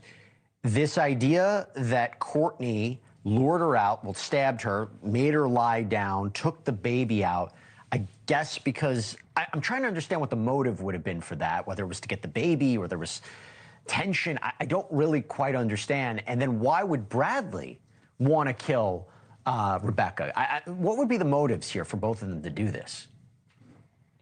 Well, we know by Bradley's own testimony that him and Rebecca did not get along, so that would be one motive for him. But in speaking and interviewing Courtney Bartholomew myself, she told me directly that she had plans to move to Texas. And I said, why Texas? That's so far away. She said, well, Brad went there for work one time. He liked it. I like it. We want to move there. We want to have a baby together. My son wants to have a sibling. In fact, in the affidavit, you'll note that she talked about a NICU baby that was hers, that was born early to a friend, stating that the baby was having trouble breathing. So when you put all of this together, I believe the motive was to have a baby that she had already named and had stated in the affidavit that she was mad at Rebecca for killing. And I just want to circle back on this idea of, if this is all true and Rebecca Park endured all this, stabbed and had the baby ripped out of her and died, that is just unimaginable. It is unimaginable. And you think about this unborn baby, because the affidavits get into that too, right? What happened to this unborn baby who still hasn't been found? What do the affidavits reveal that we didn't know before? So Courtney, both one thing that Courtney and Brad both have in common is they say that the baby is inside a blue cooler that was placed inside a trash bag. Now, who placed the baby in the cooler? Courtney says Brad. Brad says Courtney. Then in the trash bag, and then the baby was taken to a dumpster down the road at a house just north of them. And so I'm hoping that authorities are going to try to trace that to a landfill where the baby might be. Who put the baby in the cooler? That's a good question. They both say each other. And the most shocking part of this is Courtney took that baby home, even though the baby had already passed away, and took it to her bedroom and tried CPR for an additional 15 minutes before they decided to discard of the baby boy. Oh my gosh. And I'll say, look, recovering the baby is not only important from a human point of view and an emotional point of view and a justice point of view, but from a forensic point of view, can obviously say a lot. Real quick, Rebecca's sister, Kimberly, telling police that, okay, it was Courtney and Bradley were the killers, then saying it was Richard Fowler who confessed to the murder. What did Kim tell you directly about that with Richard? Well, we know by the affidavit that Kim started telling this story before Rebecca's body was found, trying to paint this narrative and timeline for police, going in there on November the 5th and telling police that Rich was after Rebecca, that Rebecca was trying to get away from him and that he was angry and that he could have been the one to do it. Now, what we also see in the affidavit is Kim was approached with the fact that cadaver dogs hid in her bedroom. She explained that away to authorities as the fact that her and Rich are having an affair and that there was bodily fluids inside the bedroom, and that's what the dogs hid on. So now we have an affair between Kimberly Park and Rich, who is engaged to Kimberly's sister, Rebecca, who used to date their mom, Courtney. Oh my gosh. It's hard to make sense of that. I mean, my gosh, the different people that are involved in all this, the connections, the allegations, trying to make sense of it, very, very tough. Stephanie Pratt, thank you so much for coming on. Really appreciate you. And thank you for having that conversation with Kimberly. It definitely says a lot. Really appreciate it. Thank you for watching. Subscribe below and download our News Nation app right now on your phone, and you will get fact-based, unbiased news for all Americans. If you followed our reporting on the absolutely horrific killing of a young pregnant woman in Michigan, Rebecca Park, you're really not going to be shocked to learn what the victim's loved ones told police. Real Amazon customer reviews, performed by a real serious actor. This little bacon. Where is baby Richie? Who did this? Was she beaten? Was she cut? Was she stabbed? Was she shot? What depraved ghoul would take a young mom-to-be just days away from giving birth and... Breaking news tonight, the desperate search goes on for a baby after a young mom-to-be, Rebecca, just 22 years old, is found dead in a heavily wooded area. Her infant, her stomach. What ghouls would do this? Can you say death penalty? Because I can.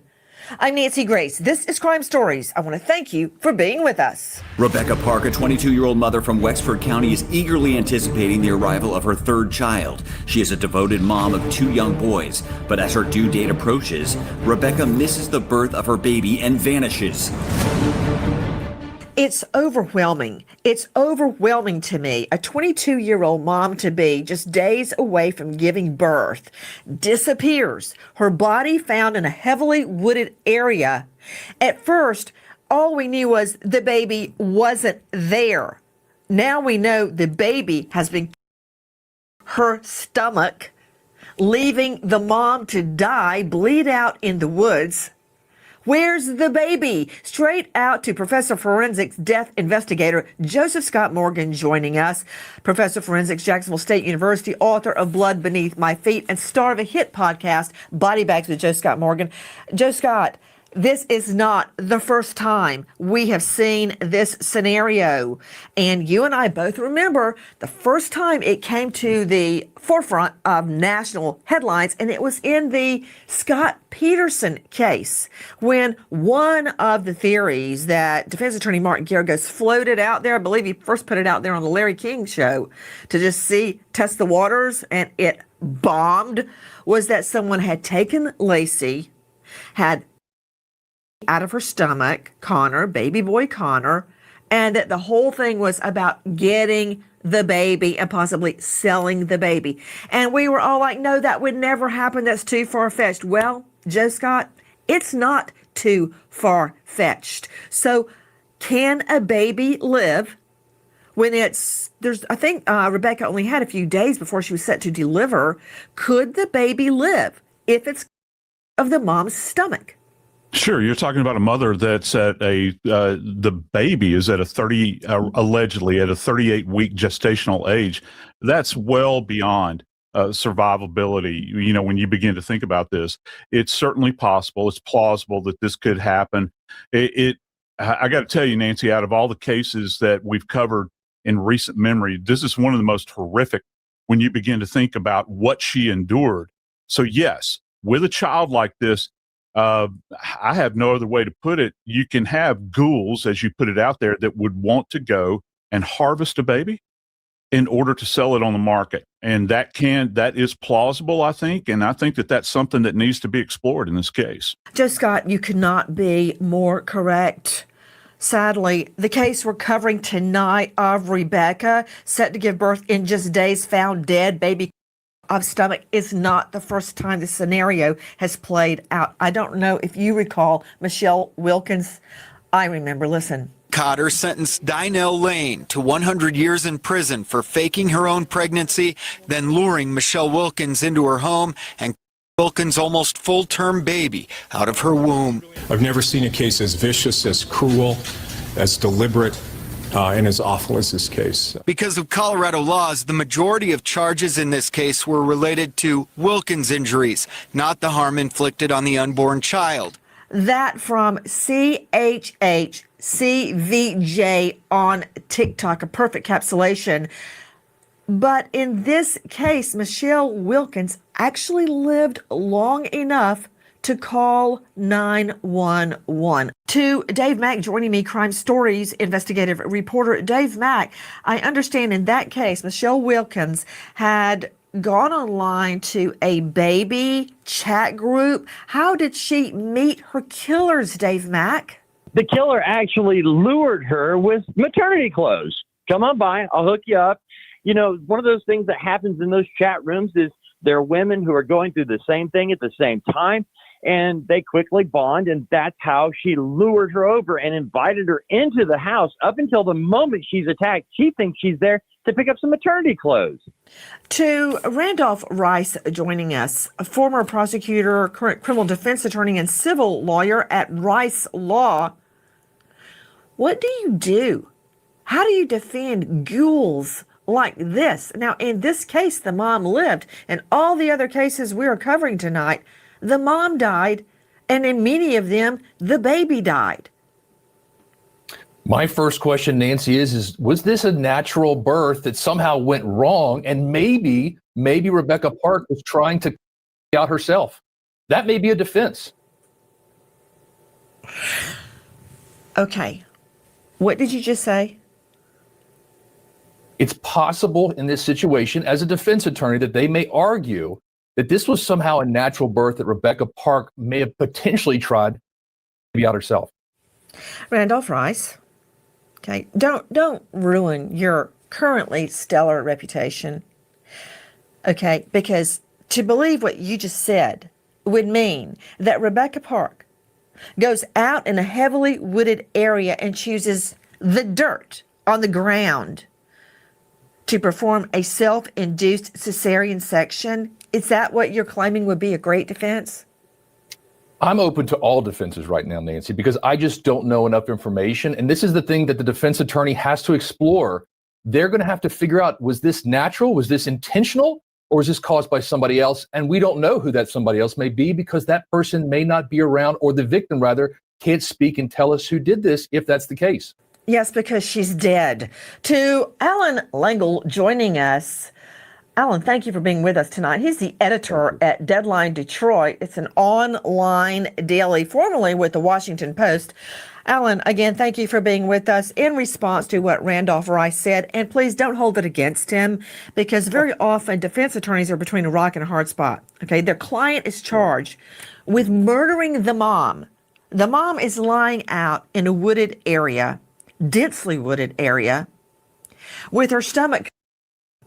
What else can he argue? Tonight, they're looking for the baby if it survived. Right. Could you describe for Randolph Rice the location where, oh my stars, you just had to hit me with that. There's a sonogram. There is Rebecca's sonogram for the baby boy, for her little baby boy. She had already picked out the name Richie. Baby Richie. The name was discovered by friends of Rebecca's. Richard Scott Lee was to be his full name. Is he still alive?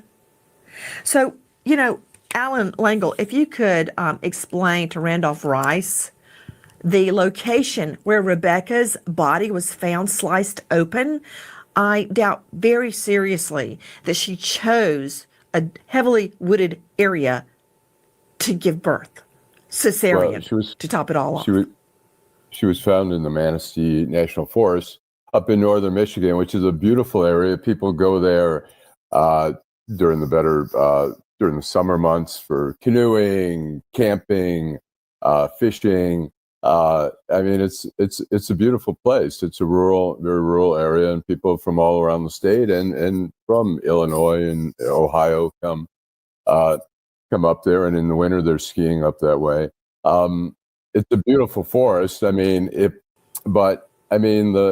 fact is, just to punch a little hole into that defense, is that if the abortion or if the birth went wrong, why would you leave the body and abandon the body there?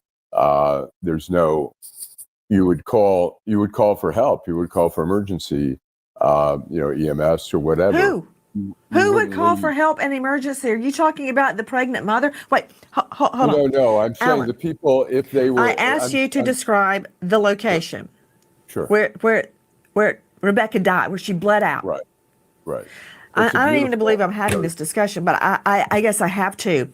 Under Randolph Rice's theory that she voluntarily, naturally gave birth or planned to give birth out in this federal forest. Okay, you're talking about how beautiful it is. Could you tell me, you were talking about camping and fishing and swimming. What's the temperature out there right now, tonight, Alan Langle? Tonight, it's probably, up north there, it's probably in the low teens. Right now, it's very cold in all of Michigan. And in northern Michigan, it's usually colder. So it's pretty frigid weather there. Alan, it's 16 degrees at night where she was found. What? You know what? Let me go to Dr. Sherry Schwartz, the only other woman joining me tonight on the panel. Dr. Sherry Schwartz, forensic psychologist, specializing in cases just like this. She's at panthermitigation.com. She's a prolific author, but one of them, and my favorite, is Where Law and Psychology Intersect. Dr. Sherry Schwartz, what woman in her right mind would go out in 16-degree temperature and give birth in the dirt, in the forest, alone, then realize she needs a C-section and be out? This is insane. It is insane. And only if she was actively psychotic would she even entertain anything like that. But I haven't heard any reports that she suffered from any sort of mental illness like that. Again, we don't have a lot of information, but that's highly, highly unlikely. We were talking earlier with Dave Mack, Joe Scott Morgan, about how one victim had been lured in one of those online chat rooms about giving birth. And that is where her killers met her.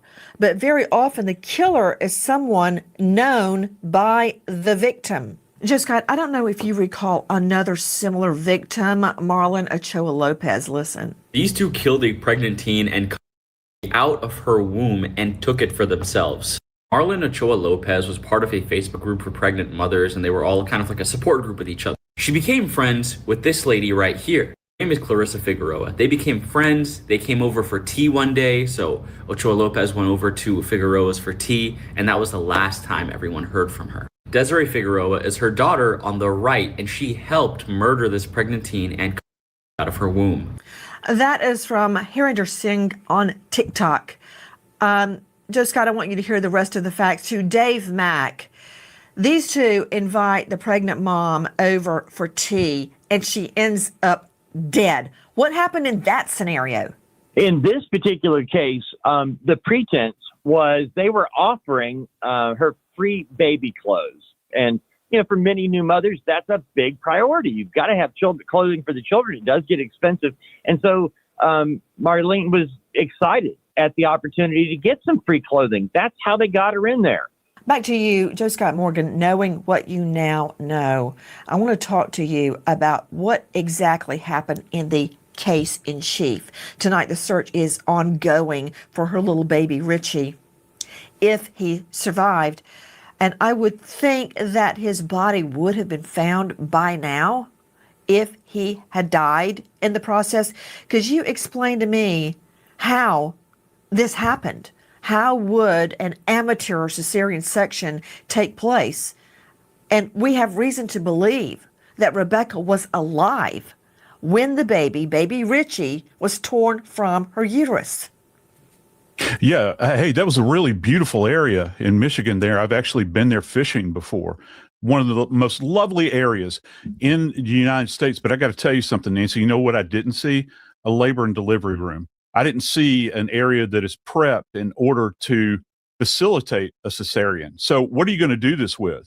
Well, in order to do this, I doubt that they're going to show up with retractors. They're not going to have scalpels. They're probably not going to have surgical scissors, these sorts of things. So they're going to use tools at hand that they have. We're talking about things like knives that you bring in from home, any kind of other instrument that might be available. And they're going to leave her out there. They're going to take her at that spot, perhaps, and extricate this baby from her womb. Now, they probably know enough that they're going to have to keep her alive so that the child is going to be viable. And that is a very, very tough passage to go through, because if you do not have medical training to facilitate this, you're not only going to have a dead mom, you're going to have a dead baby on your hand. If the purpose of this is to take this child and sell it on the market, there's going to be evidence that's left behind also. To go back to this idea that this may have been some kind of natural birth, we all know, for those of us that are not in the medical field, that I've been present for the birth of all of my precious children. We do know that if it's a vaginal delivery, you've also got to push out the placenta. You're going to be looking for an umbilical cord, those sorts of things. So you can kind of go back and examine the scene from that perspective to see what is left behind. It's not just what is taken, it's what's left behind. And the trauma, Nancy, that she sustained out there on that filthy, filthy ground in that beautiful forested area is something that we cannot even begin to calculate. Joining me right now is Dan Murphy, former NYPD Detective Sergeant. He was on the Joint Terrorism Task Force, former Chief Security Officer at U.S. Bancorp, and he is the co-host star of Gold Shield's podcast. He's also an author. Dan, you and I, Joe Scott, many people on the panel tonight have cast iron stomachs. We have to, after what we've seen on crime scenes.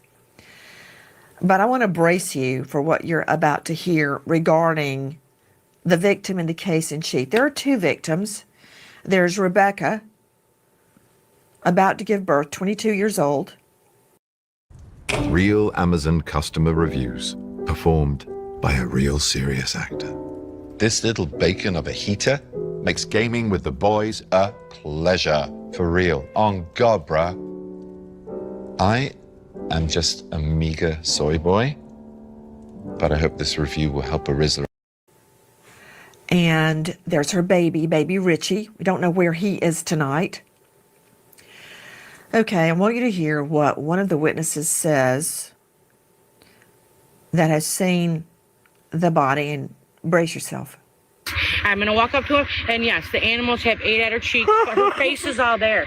The animals, because it's so cold. And her stomach, and their stomach's gutted. So the Her baby's stomach- not there. I don't think so. I got this close. I mean, it's her stuff's coming. Yeah. Oh, okay. From Jax S on TikTok. Dan Murphy. Other than this beautiful girl, she's 22, Dan, about to give birth, just days away from giving birth. Out there in the woods, her stomach gutted open, and these witnesses are describing how there has been, as Joe Scott likes to say, animal activity on her body to top it all off. Animals have gotten to her out in the wilderness that all of our guests are describing this beautiful, idyllic federal forest. I can't see it that way after what I know happened to Rebecca there. But the way this girl was brutalized, the one thing I'm learning of note, too, the brutality that was inflicted on this pregnant mom. And B, number one. Number two, the baby's gone. The baby was not there. Somebody took the baby. Dan Murphy, have you ever seen anything like it, including all of your years at NYPD? This would have to be up there with the most horrific scenes I've ever seen, if not worse. Having not seen images, but hearing the descriptions is enough. This is the stuff that makes even veteran detectives want to have a drink or five on the way home afterwards, because this is so, you want to wash it out of your brain. It's so horrible. This is what reminds you that human beings are capable of unbelievable, unfathomable acts of violence against each other. This is one that would stick with whoever was at that scene for the rest of their lives. Dan Murphy, you mentioned this is the kind of case that makes you want to have 1 or 5 drinks after work. I remember being so upset, distraught, when I would leave the courthouse. Of course, I couldn't let a jury see. I would have to pull my car over. I would go to the parking deck, load up all my stuff. I didn't dare leave it in the courtroom. Load everything up, get in the car, drive away from the building, away from the parking lot, so no one connected to the case. Then I would pull over and stop the car and just feel sick or cry or just try to just sit there and process what had happened. And that's how I feel about what happened to Rebecca in this case. And the baby is still missing, Dan. This is, I can totally relate to what you talked about as your experience, and I know a lot of people can relate to it too. If you have children, if you are a parent, if you care about the sanctity of life, this is shocking to the core. Absolutely shocking to the core. And even just reading about this story can give someone experience such as myself chills. It's a cold, hard reminder of just how brutal people can be to each other. And this is a depth not reached often in terms of that cruelty. I'm going to walk up to her, and yes, the animals have ate at her cheeks, but her face is all there. The animals, because it's so cold. And her stomach, and their stomach's gutted. So the Her baby's not there. I don't think so. I got this close. I mean, it's her stuff's coming. Yeah. Oh, okay. From Jax S on TikTok. Holidays are just around the corner, and that means a lot of excitement and stress. If you, like many people right now, are relying on credit cards to cover the basic costs of life, then you're going to have gifts, travel. The debt is piling up. If you are a homeowner, think of reaching out to American Financing. Maybe you didn't before because you don't want to give up a low mortgage rate. Well, Did Rebecca Park's own mother, Courtney Bartholomew, and her stepfather, Bradley Bartholomew, plot to kill her and steal her unborn baby? And once they were caught, did they turn on each other with horrific confessions, each blaming the other for the stabbing and the brutal cesarean section? There is shocking new information that we have obtained from court documents that lay out a nightmarish he said, she said between Bradley and Courtney that you really have to see to believe. We're going to break it all down for you right now with former state attorney Dave Aronberg. Welcome to Sidebar, presented by Law and Crime. I'm Jesse Weber. Okay, I got to say this real quick. So we use something here at Law and Crime that can actually be very useful to you. It is called Truth Finder. It is a powerful public record search service. You want to talk about useful? You plug in a name, you get address information, criminal history, and let me say that can give you some peace of mind. Truth Finder is one of the largest public record search services in. Shout out to the good old Truth Finder.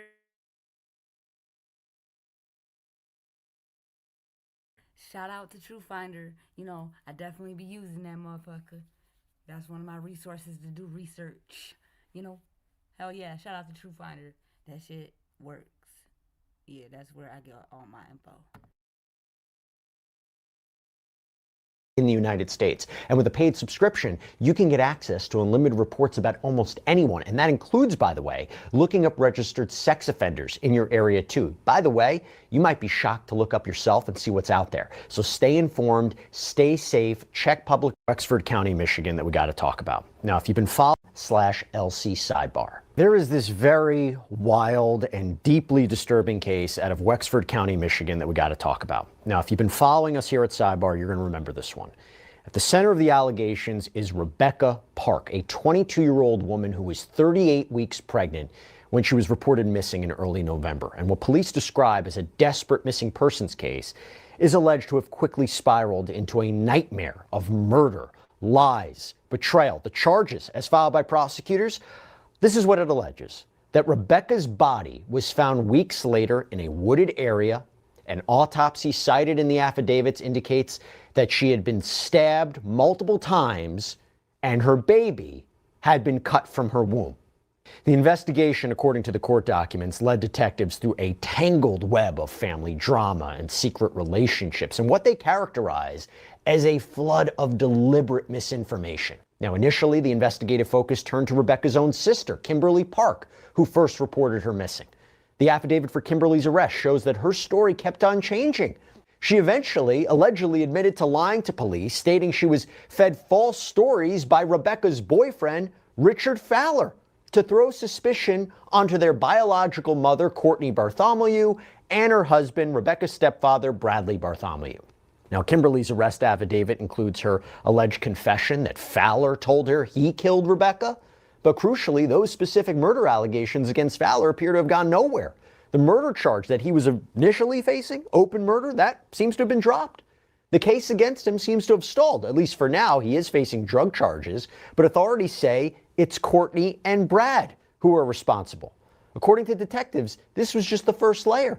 The more severe allegations are in the charging documents for Bradley and Courtney Bartholomew. They're both charged with first-degree murder, torture, unlawful imprisonment. There's other charges as well. The probable cause affidavits supporting those charges are chilling, to say the least. They allege a story of premeditation, of a plan to get Rebecca to their home. The documents detail how, according to the conflicting accounts that Bradley and Courtney later gave police, that Rebecca was put into a truck, driven to a remote trail, stabbed, and then, while she was there, allegedly still alive, subjected to basically a cesarean section to remove her baby. The baby, the documents state, did not survive, but the baby has not been found. And a particularly shocking element within the affidavits in the description of Bradley and Courtney once in custody, this is immediately now, they're turning on each other in separate interviews. They're pointing the finger at one another. Their recorded statements, as summarized by detectives, it presents this macabre he said, she said, each blaming the other for the stabbing and for cutting the baby out. One claims it was a revenge plot against Fowler. The other claims it was about stealing the baby. The detectives' notes from those interviews lay out what they describe as a scene of cruelty. So the allegations present a scenario involving a murdered young mother, an infant removed from her womb, dead, a sister who confessed to lying to police, allegedly, a boyfriend implicated by others in the cover-up, and the birth mother and stepfather seemingly accusing each other from their jail cells. So you want to see how detectives allege that they pieced this whole case together? I know it's complicated. Well, the court documents, especially those probable cause affidavits, provide their raw, unfiltered narratives. It's all in the documents. To help us make sense of this, or try to make sense of this legal maze and the shocking allegations, we're bringing in somebody who has spent his career in the trenches of cases like this, former Palm Beach County State Attorney Dave Arenberg, who's with me on set. Dave, thanks so much for coming on. Appreciate it. First of all, before everybody knows, I think everybody loves the work that you do. You have a Substack as well. Thanks, Jesse. Right? Yeah, Dave Arenberg, DaveAronberg. I'm on Substack. And I call myself the Florida Lawman, and I appreciate the plug. Also, you can find me doing videos on YouTube for Legal AF and Midas Touch Network. This is why we love you. You know, I mean, you have a great expertise in this, trying to sort out what is a complicated case. I want to start here. So with the first person arrested in this case, it wasn't for murder. It was for allegedly lying to authorities. We're talking about Kimberly Park. This is Rebecca's sister. She was the one who originally reported her missing. But according to her arrest affidavit, it says that Kimberly was communicating with the detective throughout the investigation. But then, on a social media live broadcast, she accused her mother, Courtney, and stepfather, Bradley, of being involved. And when police interviewed her about that, she gave them a detailed story, that it was Courtney and Bradley that had struck Rebecca in the head, caused a seizure, and then had a friend come take the body away. But the affidavit states that just days later, after Rebecca's body was found, Kimberly apparently changed her story entirely in an interview. I want to look at that document. It quotes her new statement, quote, Park identified that on Tuesday, November 4th, 2025, while she was at Richard Fowler's home, he told her that he killed Rebecca Park and that he wanted to protect Kimberly by not sharing details with her. Park said that Fowler had also been encouraging her to mislead the investigation, and it was the reason she was sharing misleading information on social media live broadcasts. And she also allegedly said that Rebecca was stored in another location, but apparently law enforcement looked into this. There was nothing to back it up. Dave, this is like a complete 180, and it's confusing why she would allegedly lie. Yeah, perhaps he was trying to protect her mother at one point, but then the stories keep changing and you wonder if there's some mental issues with the sister. This is going to be a problem for prosecutors in that you have all these moving parts, these different people who keep pointing the fingers at each other. And when you start doing that, it could lead to some reasonable doubt, even though it's pretty clear now that this was a heinous, horrific crime caused by deranged individuals, and there is plenty of motive involved here. But authorities don't believe Fowler was involved in the murder. He was originally arrested on open murder. That seems to have been dropped. Right. He's just facing drug charges. So they don't believe her account, which also makes me wonder if she would even be a reliable witness at a trial, if she worked out some sort of deal, considering what she's facing in light of Courtney and Bradley. Is she a reliable narrator? No, she's not reliable at all because she's been lying to police. And you have people, I saw Fowler interviewed, he didn't come across as very credible, and now the sister doesn't come across as credible. So you wonder if they're going to have that witness that prosecutors like to have, who's like the narrator of the whole story, right. Someone who leads the jury into what happened, because it is kind of complicated here with all these different people, moving parts. So this is a little bit of a problem for prosecutors, although the evidence is what it is. And let's go into that. So that was just the alleged obstruction case. Right now, the murder allegations are against the biological mother, Courtney, the husband, Bradley. They're both charged with first-degree murder, torture. There's a horrific charge related to the assault of a pregnant individual causing miscarriage or stillbirth. Right in the middle of the probable cause affidavit for Bradley, we get to the heart of this case. These are these recorded interviews with Bradley and Courtney after they were taken into custody.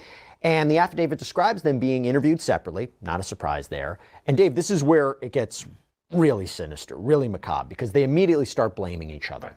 And the detective writes that their stories are a classic he said, she said, but obviously they have this nightmarish twist. So I want to go to the scene using the affidavit. It alleges that in Bradley's interview, he initially pointed the finger at Courtney. He's quoted as saying, "I'm sure Courtney stabbed her because she did have a hunting knife." He goes on to allege, according to the affidavit, that he was there, claimed that Courtney was the one who stabbed Rebecca, and then performed this crude C-section. He said he witnessed it, that it happened on a trail behind their house, that Courtney wanted the baby for herself. Then in Courtney's separate interview, summarized in the same affidavit, she allegedly tells the opposite story. When asked, what do you think Bradley has been telling us, she allegedly said, he's probably saying it's both of them. And then she lays out her version. She allegedly claims that Bradley pulled Rebecca from the car, put her in a truck, that he was the one who stabbed Rebecca and cut the baby out. And she claims he told her it was revenge against Richard Fowler for his relationship, or alleged relationship in all this. Dave, as a prosecutor here, how do you sort through that information and you're charging both of them, even though they're pointing the finger at one another? Sometimes you just don't know what the truth is. You're dealing with untruthful individuals, and so you charge them both. You can charge them both with the conspiracy, and with the conspiracy you have to have an agreement and between two or more people and one overt act. Well, you've got that here. They're charging conspiracy too, yeah. That's right. That's the reason why I do it. I think conspiracy is one of prosecutors' best friends, because you can get a conviction when you don't know who actually was the murderer. You can also charge them both as principals if they're both involved in this scheme, but it seems like Courtney is saying that they're both involved, while Bradley is saying, no, it's just Courtney who is involved. So, A, do any of these statements come into trial? Because I imagine it would confuse the jury. Or B, do prosecutors just say they're both responsible, Rebecca was stabbed, the baby was cut out of her womb? Do they not get specific on who did what? Well, the statements are coming in. Because it's not hearsay, because it's a statement by a defendant, by a party opponent.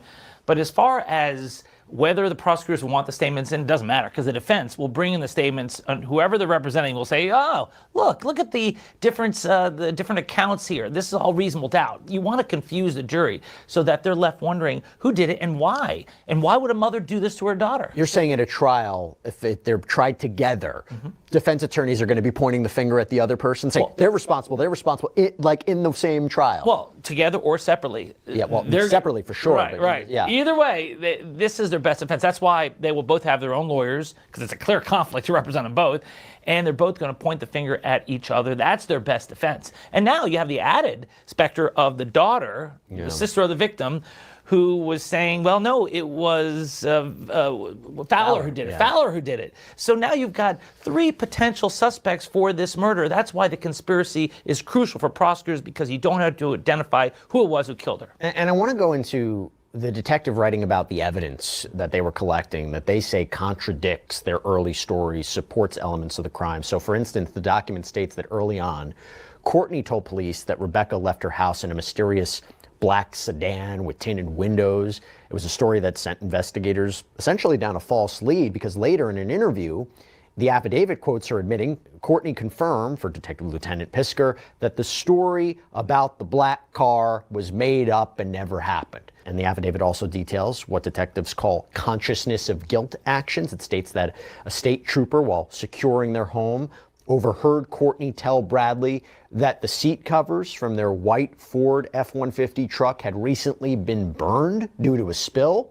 Cell phone records obtained via search warrant and outlined in the affidavit allegedly place both of their devices in the area where Rebecca's body was later found on the night she disappeared.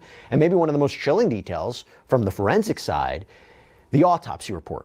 Okay, it states that Rebecca had multiple sharp force wounds, that her abdomen had been cut open with the fetus absent, but it also notes a specific kind of odd finding that her stomach contained, quote, copious amounts of a blue-green chalky residue.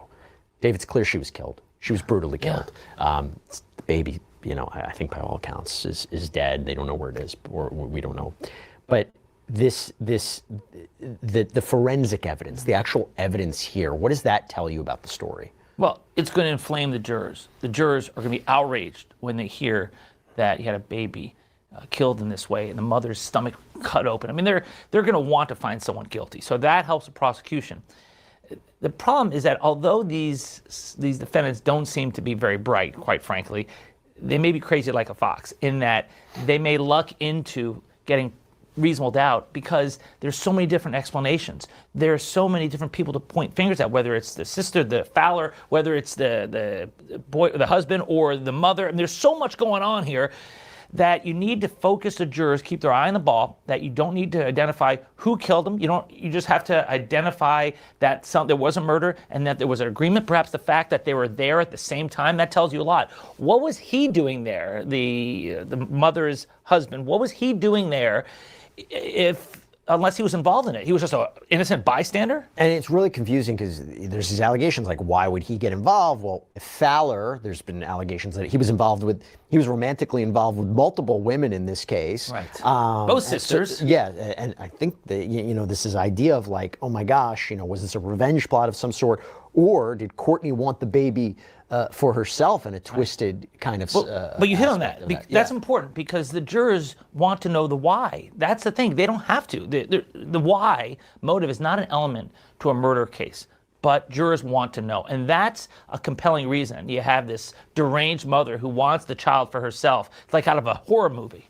And again, if she's saying things or he's saying things that are not backed up by the evidence, it does become a question of, do they try to sort it out and come up with a direct, clear narrative and theory of what happened to Rebecca and this baby to tell the jury? It depends on the evidence. Yeah.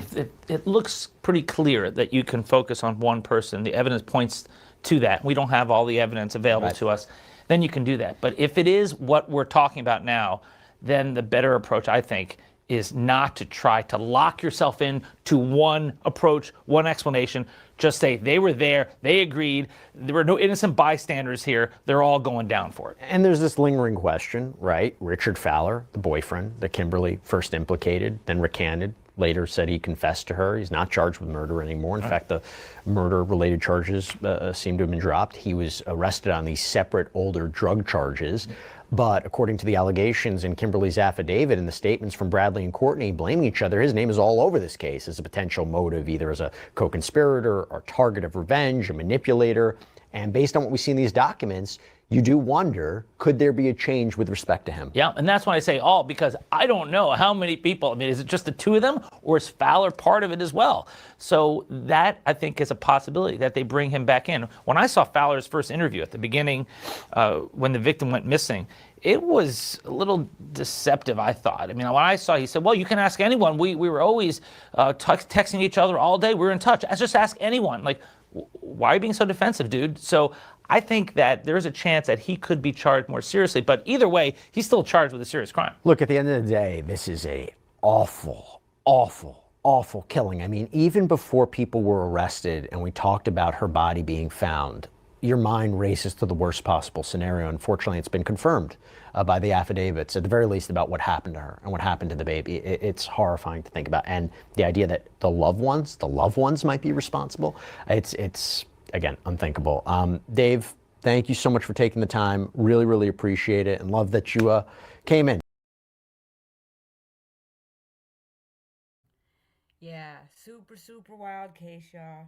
I'm gonna keep covering it, and I'm definitely gonna be going up north to go, where I stomped the ground for a couple of years in my adolescence, do my due diligence. So, I'm gonna chase me a case up north, What's going on? How you doing, Mercedes? How you doing? I hope you're being real smooth. You catching me at the tail end. I'm just not about to end it. Catch the replay, gang, or I'll be back tomorrow. Again, thank you everybody for pulling up on me. Your girl. Okay, yeah, I remember you. Yeah. Oh yeah. Yep, I remember you. Yep, okay. Thank you for pulling up on your girl. I really appreciate you. Pull up on me more. If you haven't subscribed yet, please hit that subscribe button. It's free, for your girl. I really appreciate you, Mercedes. Again, everybody, you know how I like to end it. Winnie the Poohski, Christopher Robin, you are smarter than you think. You're braver than you believe. And you're stronger than you seem, I always feel it in my soul every time. I always do. Salute to all y'all. It's all love over here. Justice for these babies. Justice for these babies, y'all. Prayers for Michigan. Prayers for the whole world.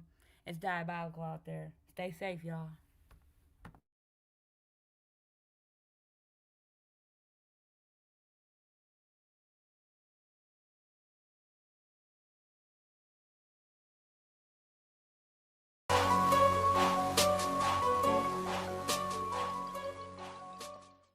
lot of cities there. You're gonna have a dream. Might as well dream big, right? Right. Yeah. Huh. My half baby's born hippie. Hey, no doubt. You gotta dream big. Dream big. Dream big. Don't say what you're gonna dream big. Do what you say you're gonna do. Dream big. Don't hold back. You got one shot. Dream big. Take the light and show what you got. Dream big. One life to live. Live it to the fullest. Dream big. Keep your motivation till make it to the top. Dream big. Like the haters. Fuck the bullshit. Dream big. Cause it is more than just a politics. Dream big. Let me fire up this blunt and take a moment. Think about what I'm doing, where I'm going. Am I satisfied with my life so far? I'd have to say yes, I'm not saying it wasn't hard. But I've been blessed, I must confess that I'm living my dream. Money, $1 million condos and shows. Fashion model hoes that blow your dick in the back and keep your nose grows. They got these levels on the go. Forget the past, I don't know the future, yo. I stay in the moment. You can get it if you want it, so jump on it, man, and take flight. Take aim, put it in your sights. Have to fight to get what you like, cause you only got